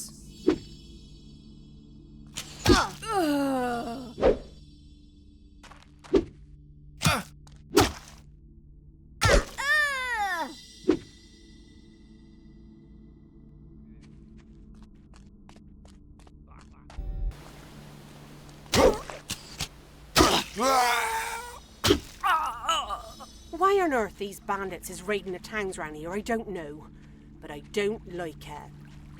Bandits raiding towns? How simple do you need it, Harridan? They're bandits. Raiding is what they do. There is more to this than meets the eye, Oswald. Repair the beacon. Let us shed some light on this region.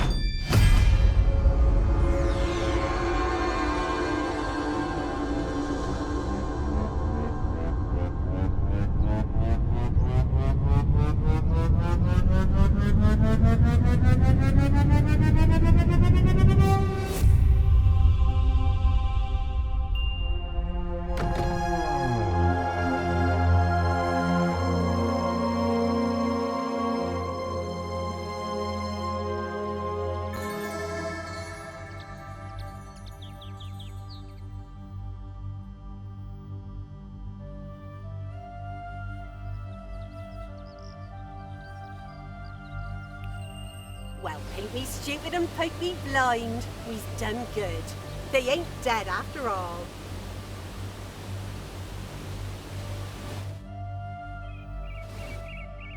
No wonder them bandits attacked. This place is ripe for pillaging. I don't know how they survive the nights here.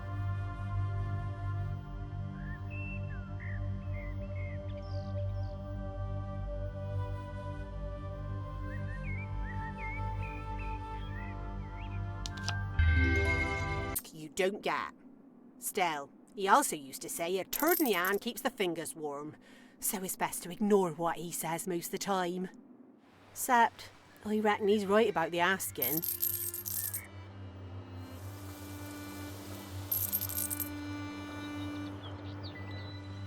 You've got yourself new workers, which is all well and good. But don't be thinking they's all happy-go-lucky. Old Town is squeaking them bum cheeks non-stop, waiting for the bandits to come back here. Fear's got 'em in its grip. You cats to take your godliness serious-like. It's up to you to lighten the mood. And I knows just how to do it. See, Briar Lakes is a very old town with its own customs and traditions. One of them traditions is the Lord of the Lakes. Every year they choose a townie to be the Lord, and they dress him up proper and celebrate. So what I want you to do is choose your own Lord and get him dressed up for the part. To do that, you have to fetch an order from the clothes shop and drag it to the Briar Lake factory. Then, as you does with your heroes, grab the worker of your choice and drop them into the shop. They'll do the rest.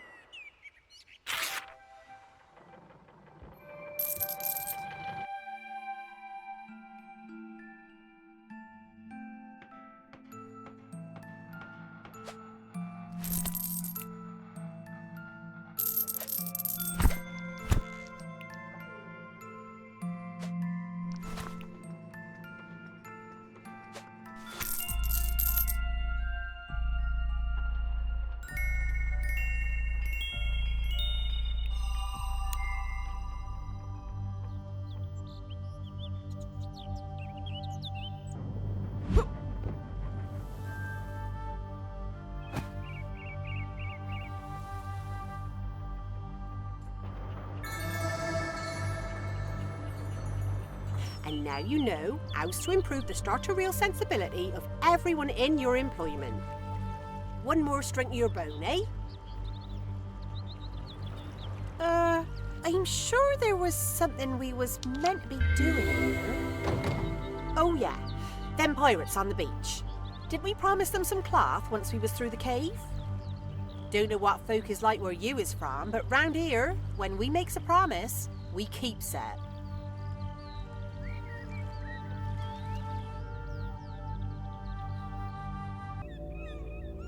At last! You got my cloth then? I suppose you better go get her some cloth then.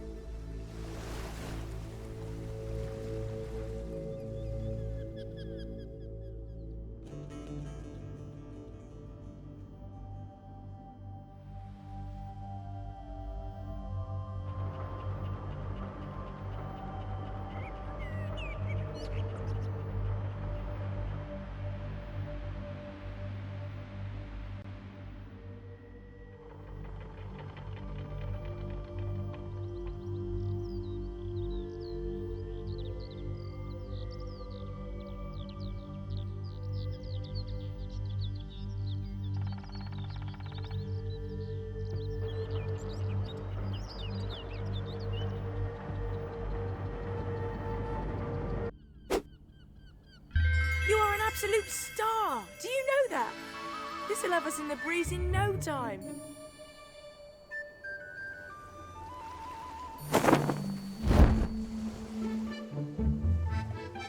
Farewell, sweet heroic gatherer of resources. We shall meet again.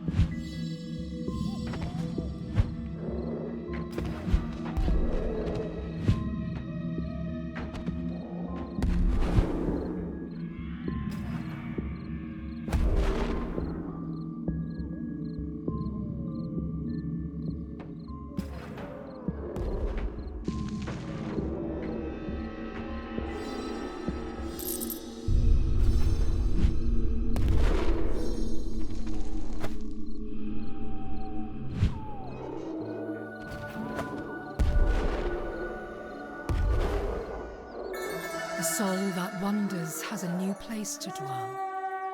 You know, sometimes I think the mask call me here just so I could translate Alwyn's weirdness. What she means is the obelisk hugger's back. Where's he at then, Booze? Look to the peninsula. Here, look. There's that spiritual scruff bucket out on the headland. Extract the last of the information from this lost soul before the sun sets on this day.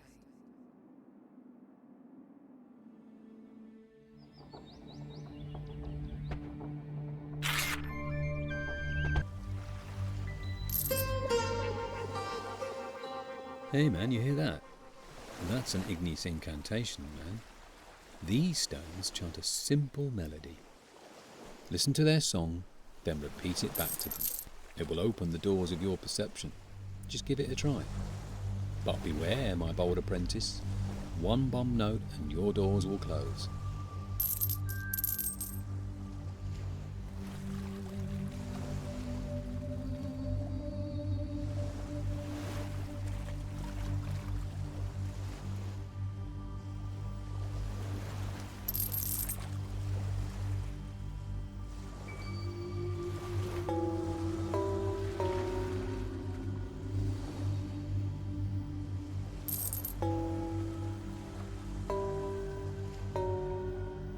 Righteous, you've taken your first step on the ladder of enlightenment. Complete the next 5 chants to open the doors to Shangri-La.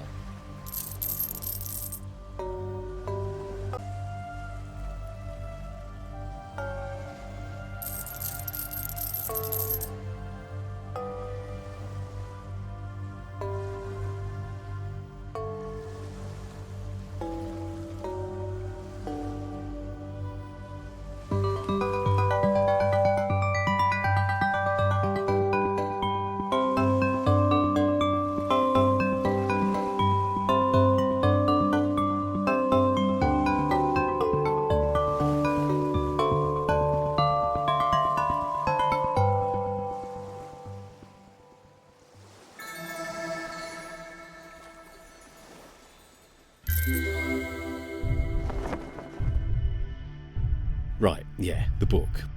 I'm supposed to follow the king. Wherever the king goes, the pisspot boy follows. But I am frozen to the spot. Malmus is still clutching the dog's head. The blood, so much blood. A blast of horns from the palace gate wakes us both up. It's the king's clarion. He's left the palace. My job then was to attend to the next in line still home, Malmus. As soon as the horns fade, he's up and on the move. I have to follow him. Piss boy's orders. We go down into the palace bowels, down into a dusty library. No windows. I'd never seen it before. The king never went below ground. I stood as far back as I could get. The man still had that dog's head, for fuck's sake. We were down there all day. All day. I've no idea how long I stood there, quiet as a mouse. But I nearly jumped out of my skin when Malmus screamed, "I found it." He bolted out of the room, left me standing there. So I went and had a look, didn't I? I regret that look each and every day. I should have left. I should have followed the prince like a good piss-poor boy. But oh no. I had to go and see what it was he'd found, didn't I? On the table, the book. On the open page, there's this picture of a gemstone, cold and heartless. It was looking at me, I swear, like it was supper. And that was the last time I was in that palace. That fucking stone. To this day, I can't sleep one night without it creeping into my dreams. I can feel it clawing at me, trying to pull me out of my own skin. So here I am, man. Here I am. Cosmic, I can feel the elevations. The lotus is set to fly. I will leave this earth for the glory of the sky.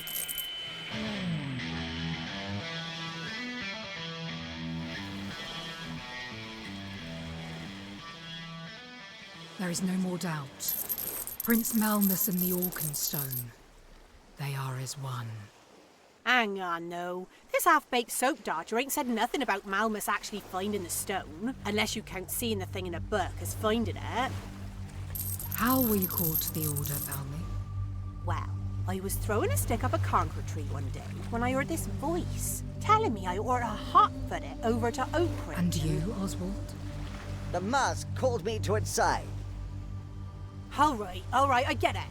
The feckin' stone can talk inside your head, too. Stupid magical artifacts. Always messing with your inner money log. The path is clear.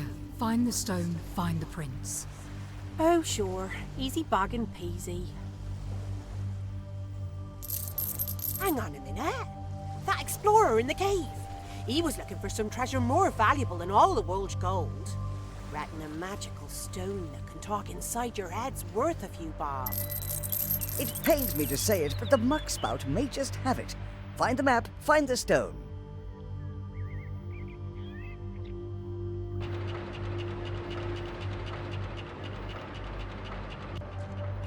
Ah, yippee hip. Tibber puts him away, eh? The wordsies are falling out of the mousies. The mousies don't want him to go. You hold him. I'll punch him in the bracket. Right, now, you listen to me, you thieving murderous bastard. You and your light-fingered friends took off with something that don't belong to yous. Why? Says Biddle Frap. How long you been face down in the drink? Half a week? Let's just chop him up. See if the map don't come out of his veins. What's that? You know, gonna slice me up, see? What do you want to know? Well, let's see if the old noggin has any nogs still in, eh? The map, you sozzle wedge. The feckin' map your friend stabbed off our cave diver. Whoa! You mean that fiddle locker? That small ratter in Crystal Cave? Well, that'll be telling. Bandits on up, we don't give out for nothing. We's only sell. I tax me pay in me pots. Get a load of this, twat-lammer. Reckons we's gonna pay him for information. Pay him in sword slaps. We do not stoop as low as these broken men. The shedding of blood should always be a last resort. That's not how we do things where I is from. Eye for an eye, tooth for tooth. Cut off your ding-dongs for punching the mouth. My limited knowledge of distant dialects leads me to believe this inebriated imbecile wants the trifling sum of £5 for information.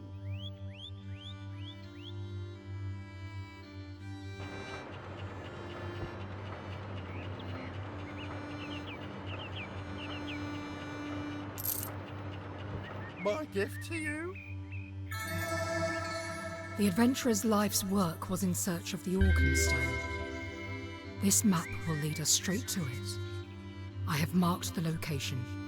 Head south to Eastcliff. No two ways about it, then. Your next steps is following this map. Set off now for the stone.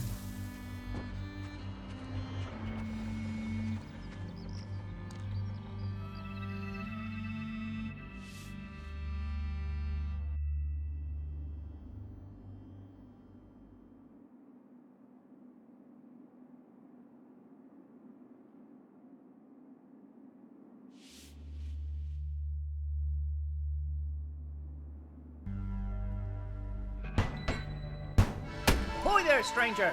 You ain't seen a little bottle bobbing about, have you? You see, my wife Bonnie, bless her, she's off on her first grand pirating adventure. Promised she'd send me a message and a bottle every day, like a proper romantic and all that. But I've been searching this blasted coast for days, and not a single bottle has turned up. If you fancy putting that big old hand of yours to use, maybe you could help me find at least one of them. Should be washing up on the coast where the pirate ship set off. Unless she's got terrible aim, which she does.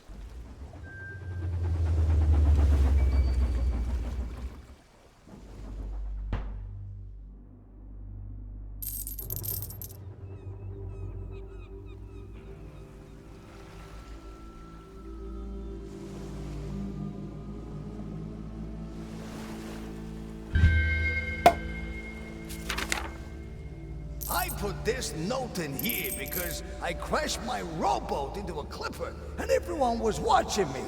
They all think I has written my name and address in here, but I ain't. That's not for Stanley. Better keep looking till you find a message for him.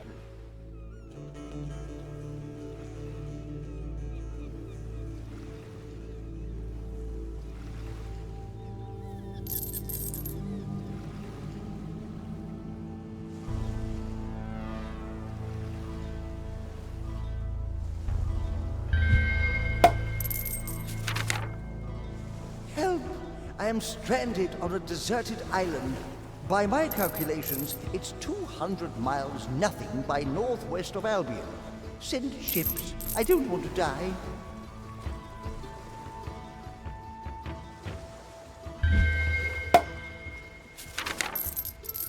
Don't help. It's bloody lovely out here. It's not exactly deserted. Found a village on the other side of the island where everyone is so kind. They have these delicious flowers, so tasty. Thinking of staying here. If you see my wife, can't remember if I have a wife. If I have a wife, tell her whatever it is you tell wives.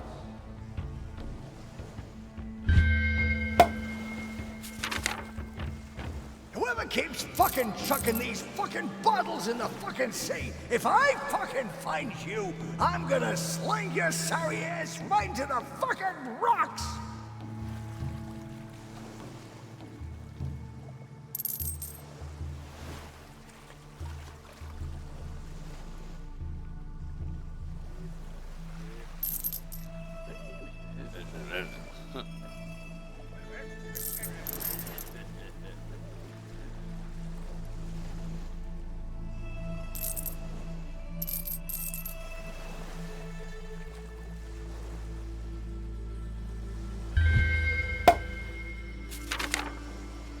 My dearest Clementine, if you're reading this, it means I've mastered the fine art of throwing bottles.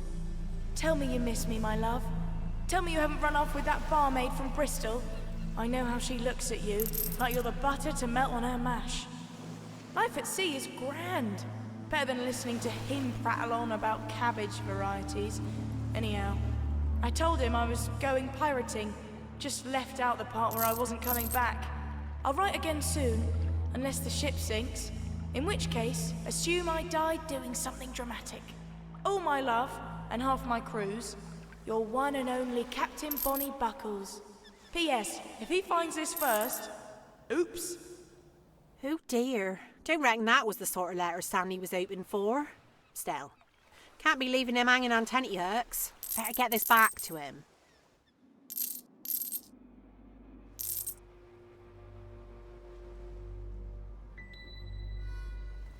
Clementine? Who's Clementine? Ah, all them years and she never once mentioned her disdain for cabbages. You might as well take her clothes. They're not my size. What am I going to use them for? To remind myself how much of a wretch I am? Suppose that's that then. At least I got my answer. Think I might go and boil my head.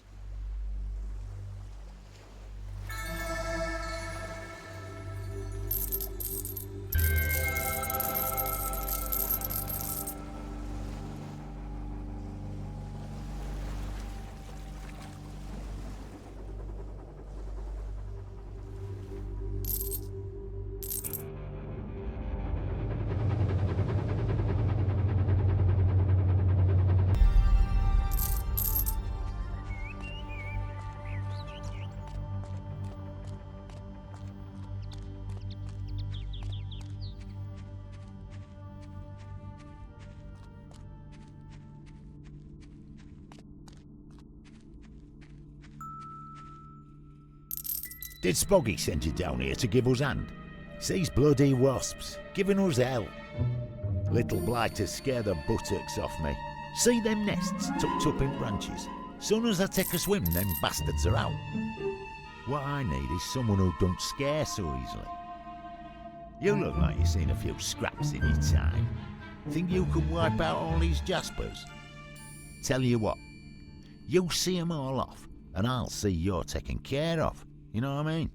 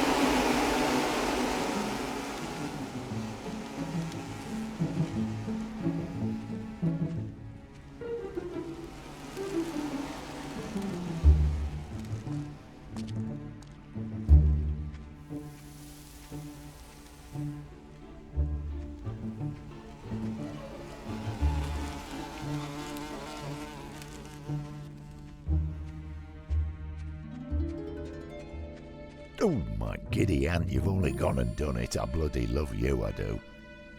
Here, take my old faithful axe. You look like you could make good use of it. And have this coin for your trouble. You've earned it, and then some. Swing by again later, why don't you? I'll have a stack of logs set aside for you. Least I can do in exchange for all you've done for us.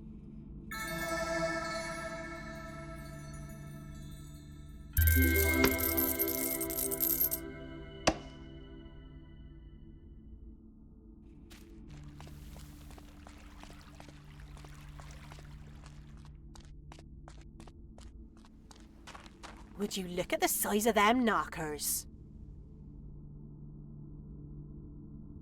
Ow, the brown blazers, is we getting past that? This door, it is impenetrable, even to your most destructive powers.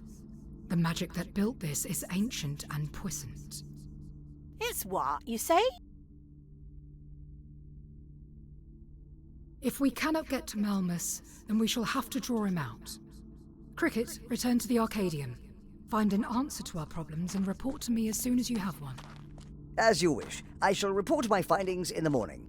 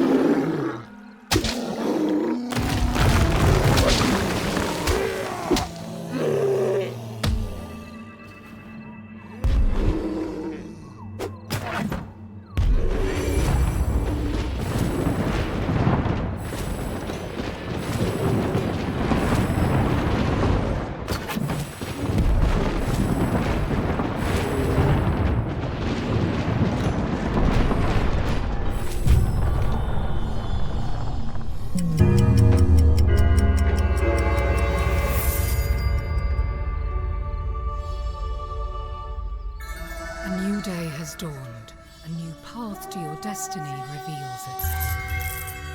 You is bloody awful at talking sometimes, Alwyn. What she's saying is we has a plan. That is a very rich use of the word we. I is a member of this order, ain't I? And this plan is a plan of the order, ain't it? Then yeah, we has a plan. It's quite simple, really. You builds a great big fighting shack.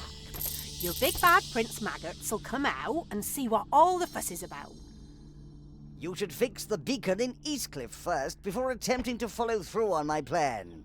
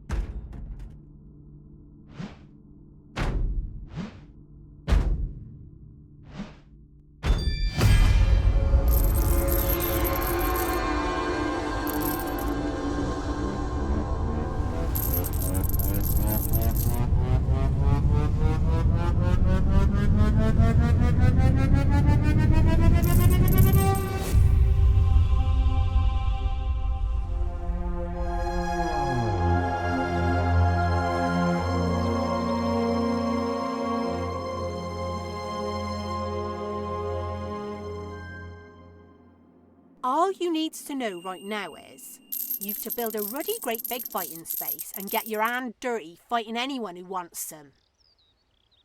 Right, get yourself over to the spot we've chosen and you can get cracking.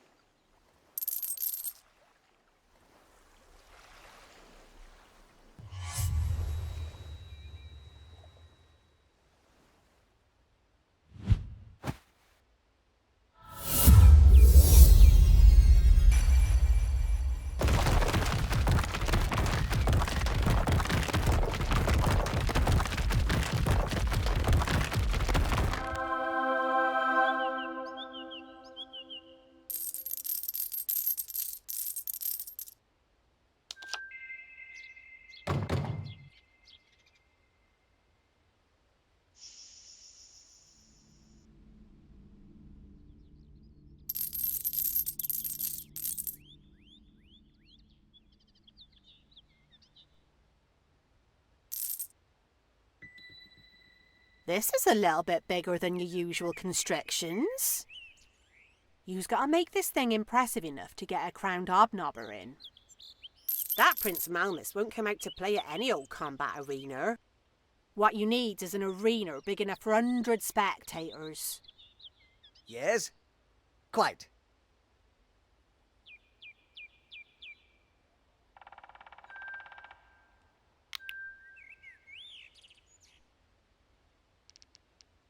Is that? If you builds it, these up and come. I have studied the text in the Arcadium library. There is nothing more to do here but prepare for combat. Suit yourself.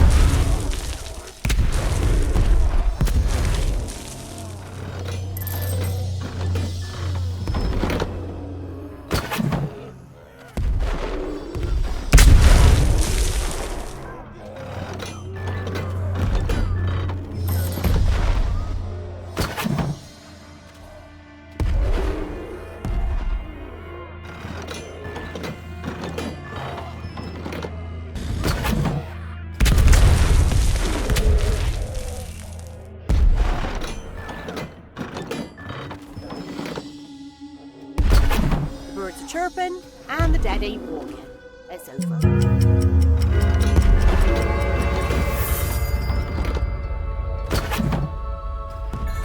A fine dawn graces us on this day. There is no greater time to enter the arena and make headway on our plans. Tell you what, unless you was planning on fighting ghosts, this little plan of yours is shaping up to be a right steamer.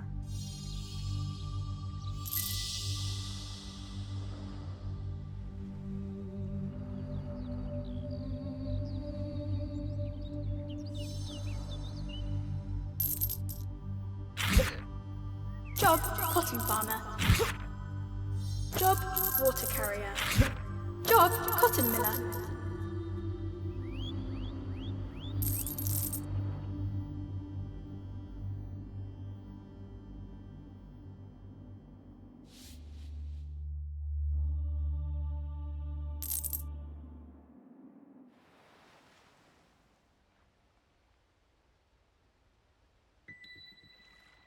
Is it a battle arena you're making here? This battle arena is fully operational. There will be no combat here while these premises are in violation of the Albion Combat Arena licensing laws. Oh dear. It is your lack of walls. There can be no chance that the combatants can escape the arena and place the public in danger. But if you were to wrap this structure in sturdy wooden cladding, then I can see no reason why public battles should not take place. How's an executioner know about licensing laws and clagging? My past is my business. Right you are then.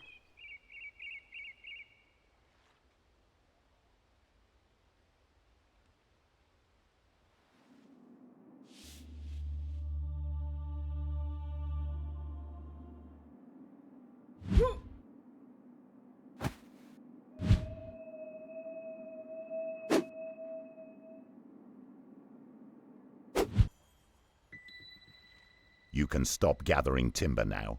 You have sufficient wood to clad this stadium. Let the work begin.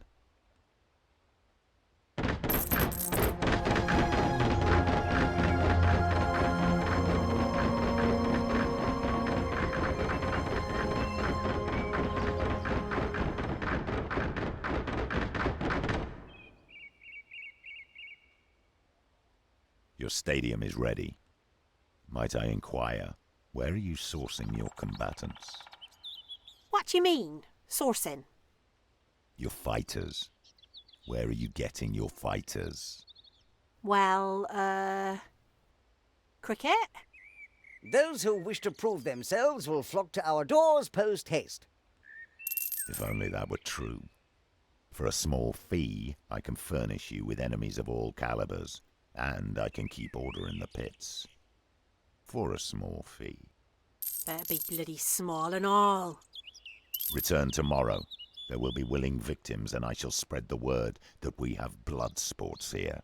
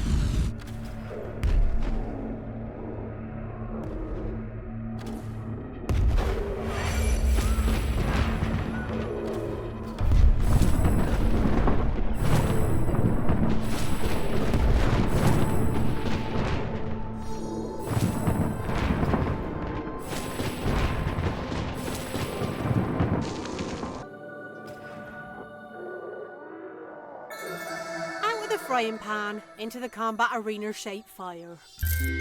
Get your best fighter off to see Sackhead. Might want to rest him first, eh?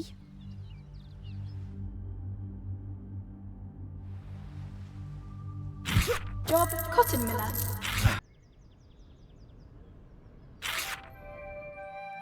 Early. Good. I have combatants prepared and the stands are as full as they will get. Are you ready?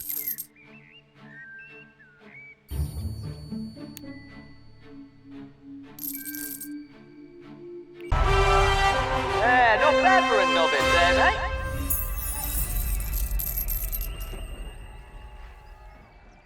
Well done. You have proved yourself. But that was only the first round. When you're ready, we can continue.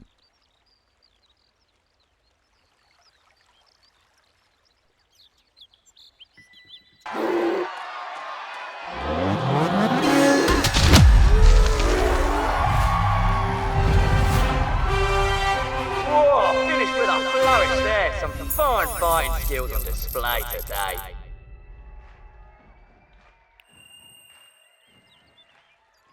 Your efforts have proved fruitful. When you are ready for more, come and find me. Are you ready for today's final challenge? Your enemies are.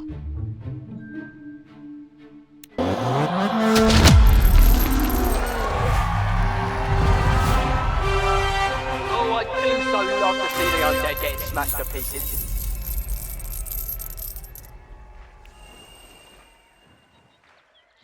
Excellent.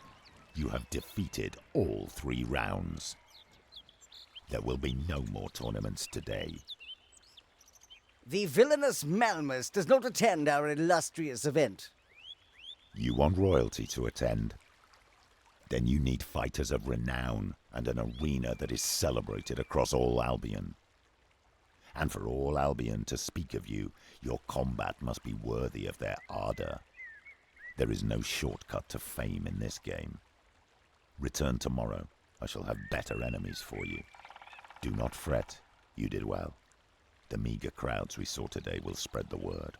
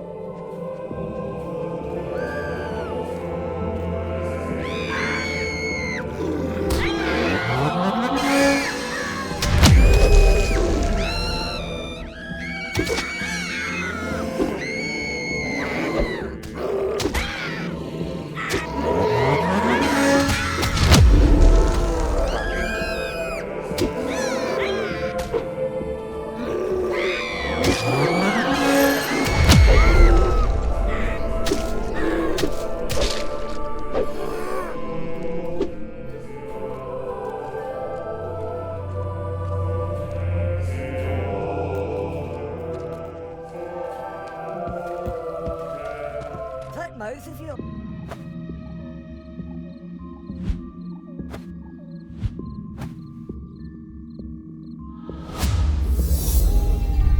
Seriously, my patience is wearing thin.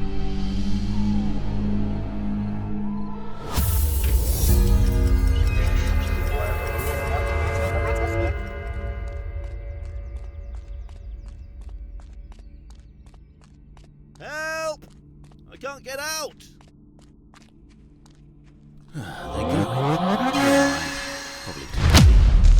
Hello?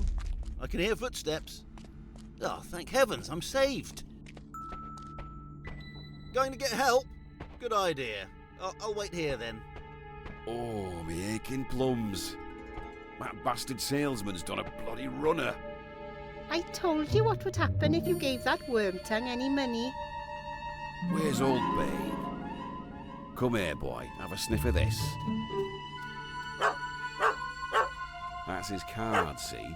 Took my money and buggered off before giving me the bottle of Dr. Pundrian's miracle ointment I paid for. I need to make this grape shrivel. Find that slithering snake who robbed us and bring me back a whole bottle of the stuff, right?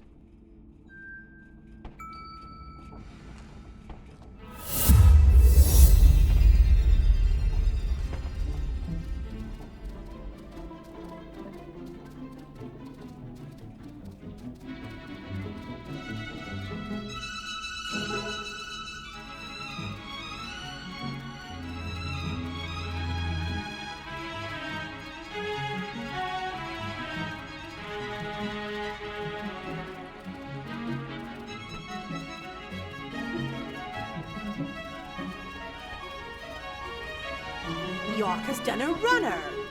Might be he's left a bottle of cure-all behind. Have a nose round, I would. This one's cracked and empty. Keep looking. Nope, busted and empty. Eyes down.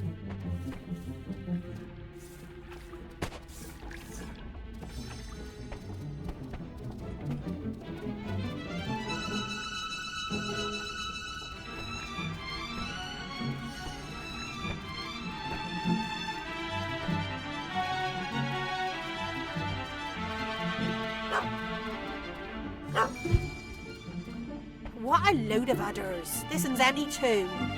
There must be something round here you can take back.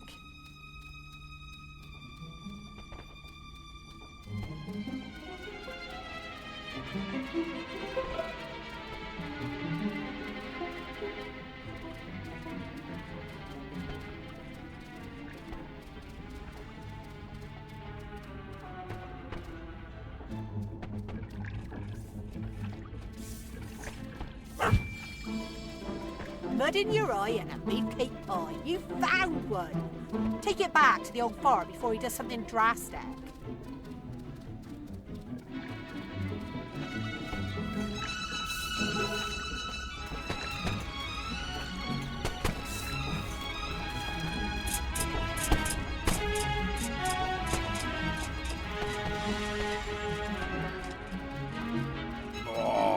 Farmer Giles is throbbing like hellhammer.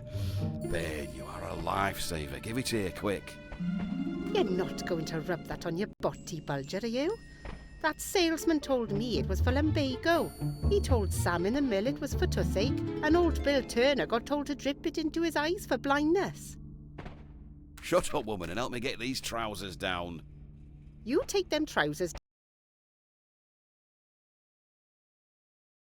Get indoors before anyone sees you. Good dog, Bane.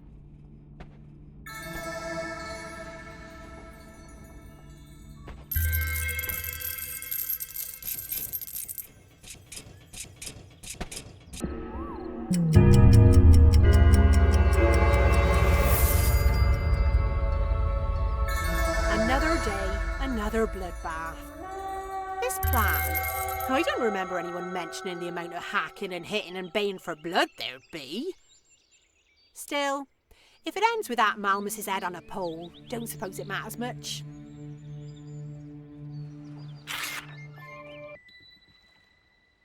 The day is young.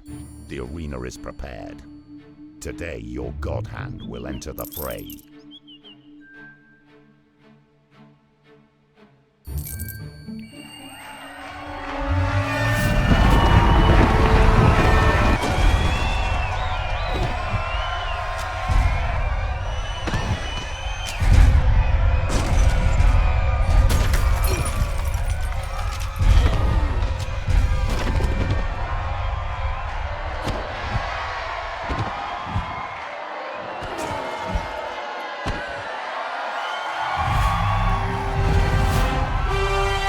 Absolutely marvellous season today.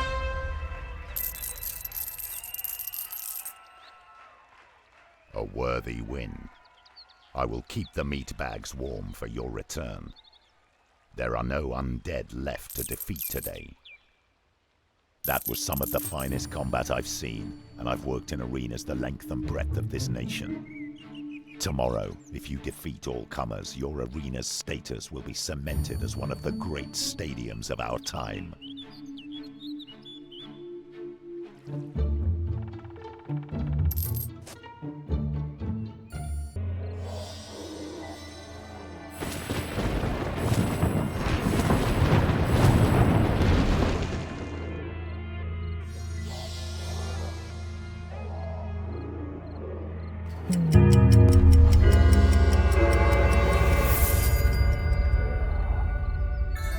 Reckon your hero's muscles have got muscles by now, eh? You just carry on being the brains behind their brawn, and you can't go wrong. Your Auntie Valmy's rooting for you.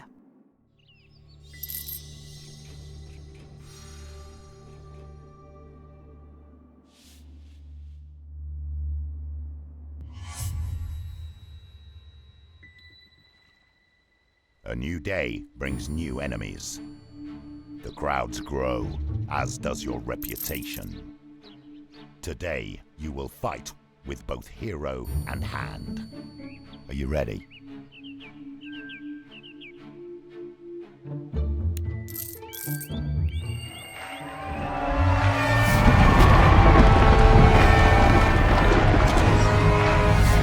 Take your seats, ladies and gentlemen. The bandit battery is about to begin anew. Boats to be broken. Get your hero at it. Last wave, let's send them back to their cave. Get ready, folks. Let's see what they can do.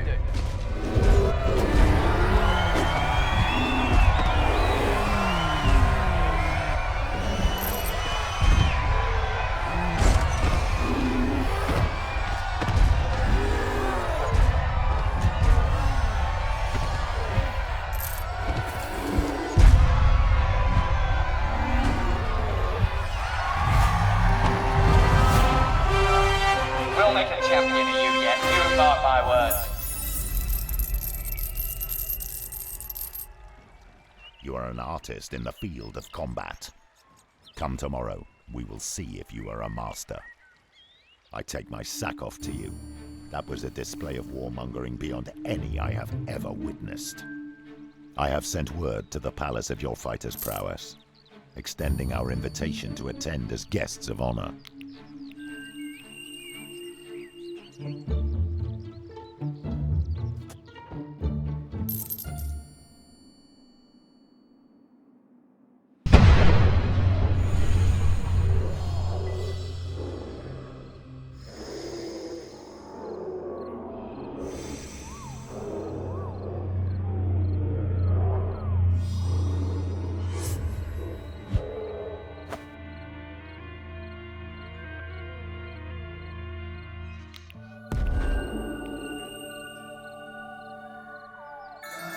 Malmus attends today, you must bide your time.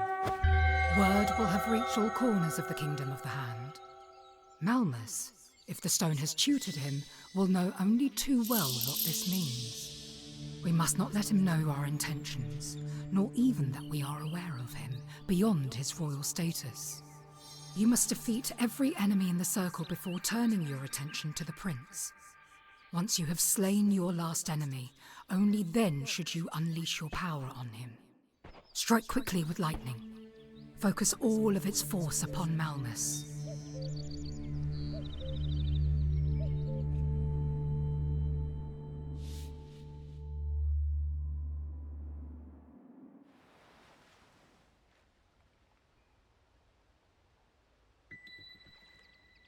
Ready for the royal tournament? Then let the games begin.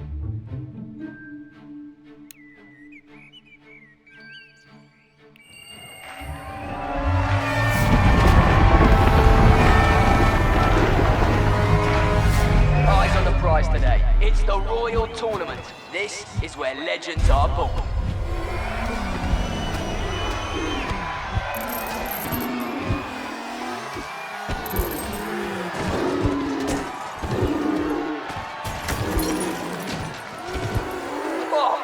That was worth every penny. But you got it for free. Oh, yeah. In the eye of the storm, this is where the real heroes step up.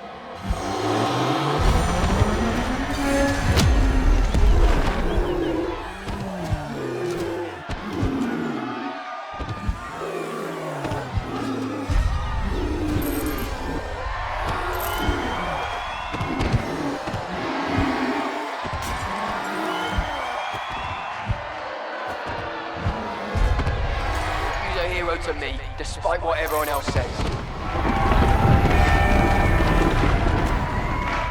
Ladies and gentlemen, I present to you the last wave of waves, the rousing royal riot you've all been waiting for. Oh, go on with you. Let's get the fighting started.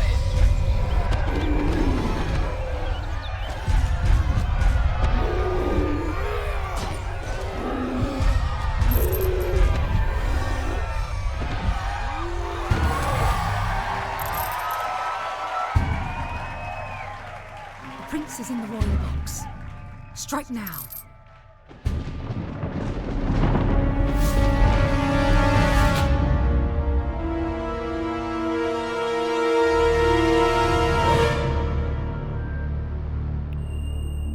So, the ridiculous plan is revealed. You fool! You'll never defeat me! The Mask of the Master is nothing compared to the awesome might at my disposal.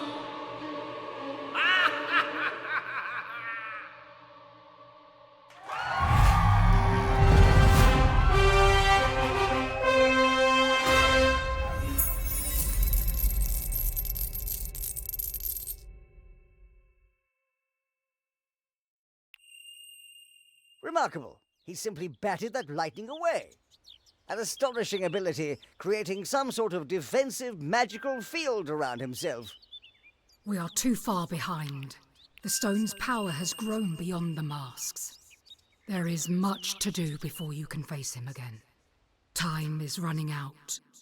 Cricket, Valmy, we must double our efforts. Our champion must be ready.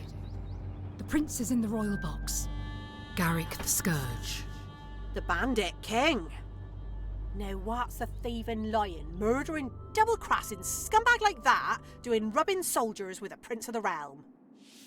Birds of a feather flock together. Reckon we ought to pluck a few of that bird's tail feathers. See what sort of squawking it does. Your instincts serve you well, Valmy, but let us heal our charges first.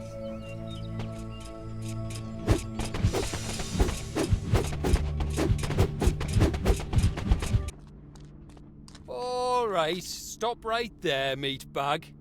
You got two choices. Turn round and fuck off, or pay 10 grand.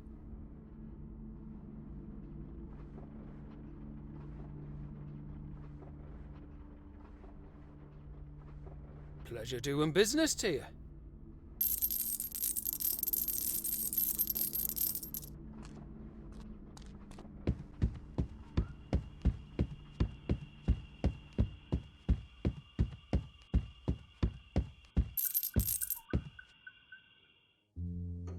Well, well.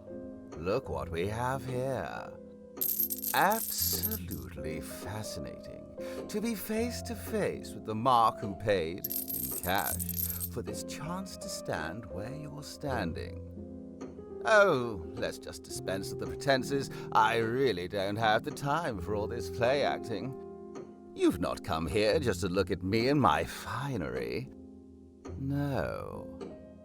You're here because of our mutual friend, Prince Malmus. You'd like to know just what I was doing sitting in the roll box with a member of the aristocracy, because you'd no doubt like to know what the young prince is up to. Oh, where to begin? Young Malmus and I had a little tete-a-tete months ago, a secret rendezvous, all very clandestine. The prince cuts quite a figure in that vermilion coat of his, and that dog head he carries around with him certainly leaves a lasting impression. He's quite the fan of theatrics, don't you think? His Majesty had a little business proposition, one I simply couldn't refuse. If I would furnish him with mortal innocence, he would pay me for each victim I could supply. Nothing special in that. It's not the first time I've delivered bodies to order, you understand? No, what's special is the amounts involved. The prince asked for 10,000. Well, as you can imagine, collecting 10,000 innocents is no mean feat. My boys have been kept so very busy these past few weeks, convincing all those unsullied souls to move out of their hovels and into my nice, warm, welcoming dungeons. And then it's a chance to enjoy the hospitality we offer here in camp for a while, until they're ready for the prince. I must say, that young man has some very unique tastes when it comes to cruelty. He's a very interesting character by all accounts, don't you think? Now, I'd hate for you to leave our little town with the wrong impression. We're bandits. We rob and we steal with good reason. We want money. Lots of money. You see, the prince's deal means he pays 1,000 for every single innocent I supply. That's quite the purse when you consider just how many he wants. But I'm a reasonable fellow. I'd hate for you to think my men and I take any pleasure from this particular job. Indeed, if a better offer were to come along, then perhaps I could be persuaded to quit working for Malmus. Perhaps I could be persuaded to switch sides. I tell you what, bring me a suitable gift, and we'll have another little chat. You should know, I'm decidedly difficult to buy for. To me, a gift isn't a gift unless it's a gift so exquisite, so expensive, so rare, that no one in all Albion has one. What sort of fucking... You speak when you're spoken to. That's better. Well, I think that's enough chatter for one day. If you'll excuse me, I have some innocents to gather. Time for you to go. Toodle pip.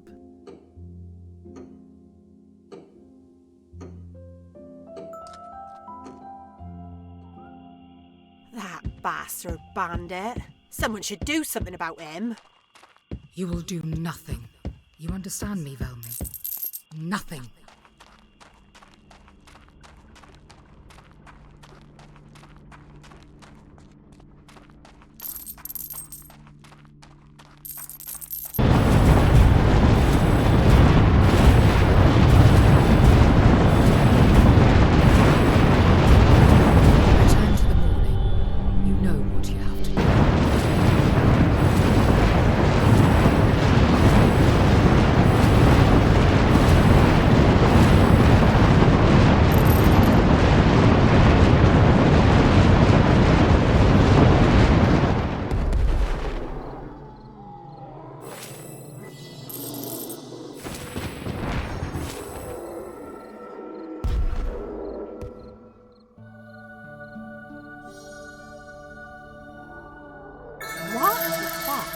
is we supposed to give that bastard bandit?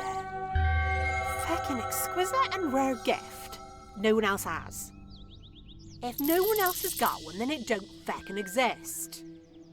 I shall consult the Arcadium Library. No doubt there will be something in a book somewhere. Only thing he's gonna find in a book is the end of his drippy feckin' nose.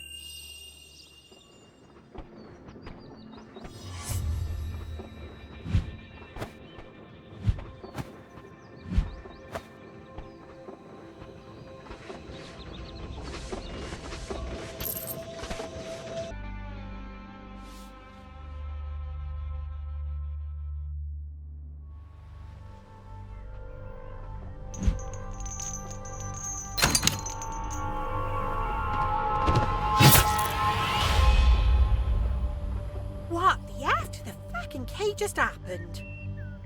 You think this is the exquisite gift that bastard Garrick's talking about? Or do you think this might be some sort of elaborate trap sent to screw us right over? I sense magic that is far older than Garrick's band of brothers. This trap was not laid for us. Believe what you like. I know what I think. Don't matter who said it, does it? What matters is, how do you get out of it?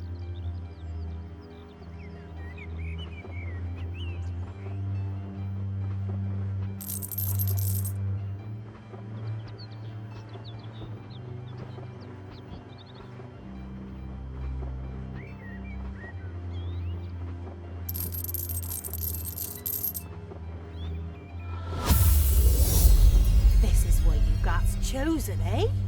That's thinking outside the coop, that is. Cock-a-doodle-doo to you too. Not a bad idea. Your methods are correct, but a bantam is no match for a heavyweight in this arena. I suggest enlisting the girth of someone with a little more gravitational charisma.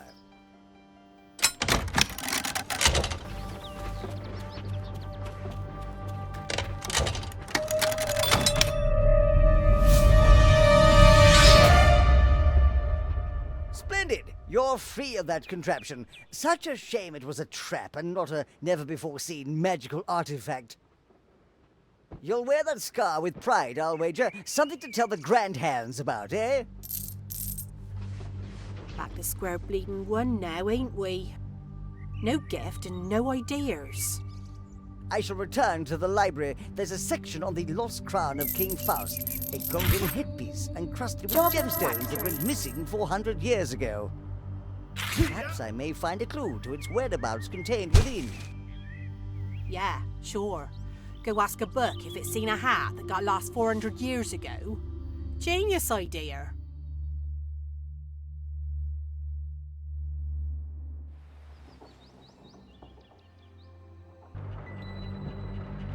This Garrick bastard.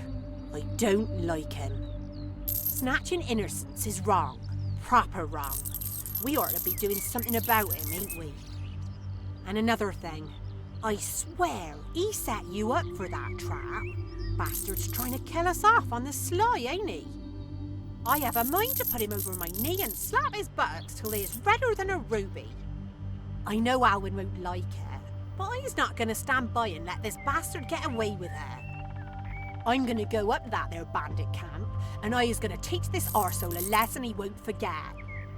You ain't going to stop me, so don't even try. I only asked you up here because I wanted to get your thoughts.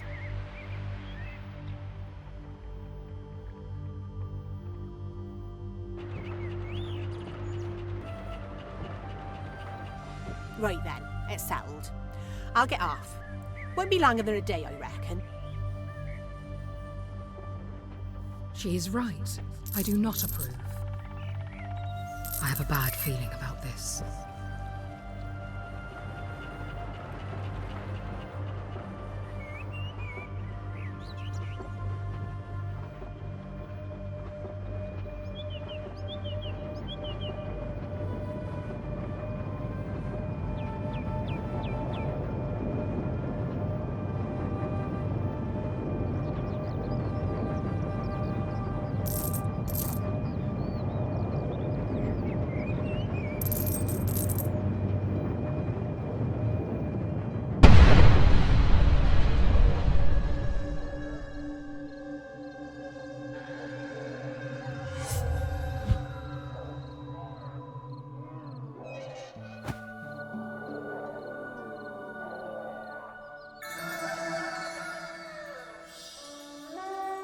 Valmy is not returned from the bandit camp.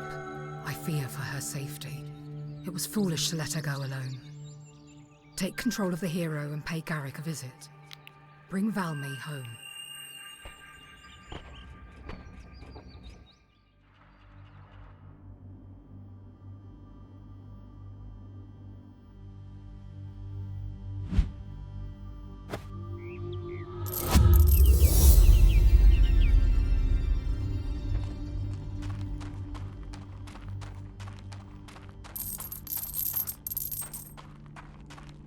Ah, you again.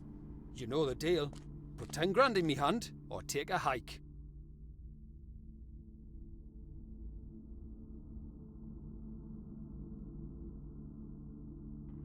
Thanks very much, you pillock.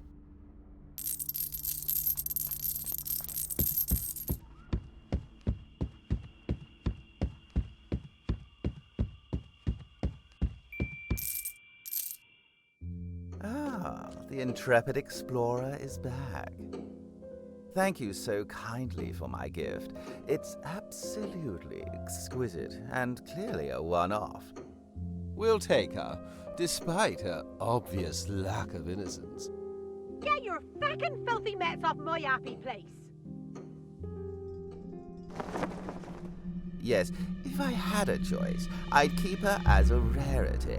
An exquisite example of what happens when the organ grinder fails to keep the monkey in check. I'll check your feckin' mouth with my boot in a minute. But our Malmus must have his innocence, and who am I to deny him? Unless, of course, you'd like to buy her back. The prince has a price of 1,000 on her head, but I suspect you're prepared to pay more for this one. Something a little more debilitating. Something a little more expensive. Something that's a little harder to swallow, perhaps. Or not. Now, you should ask yourself, how much is her life worth to you?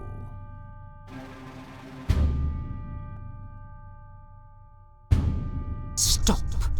I forbid this. There is something in these lands whose value is beyond compare. A gift so rare, so exquisite, that no king of the realm has ever held one in his possession.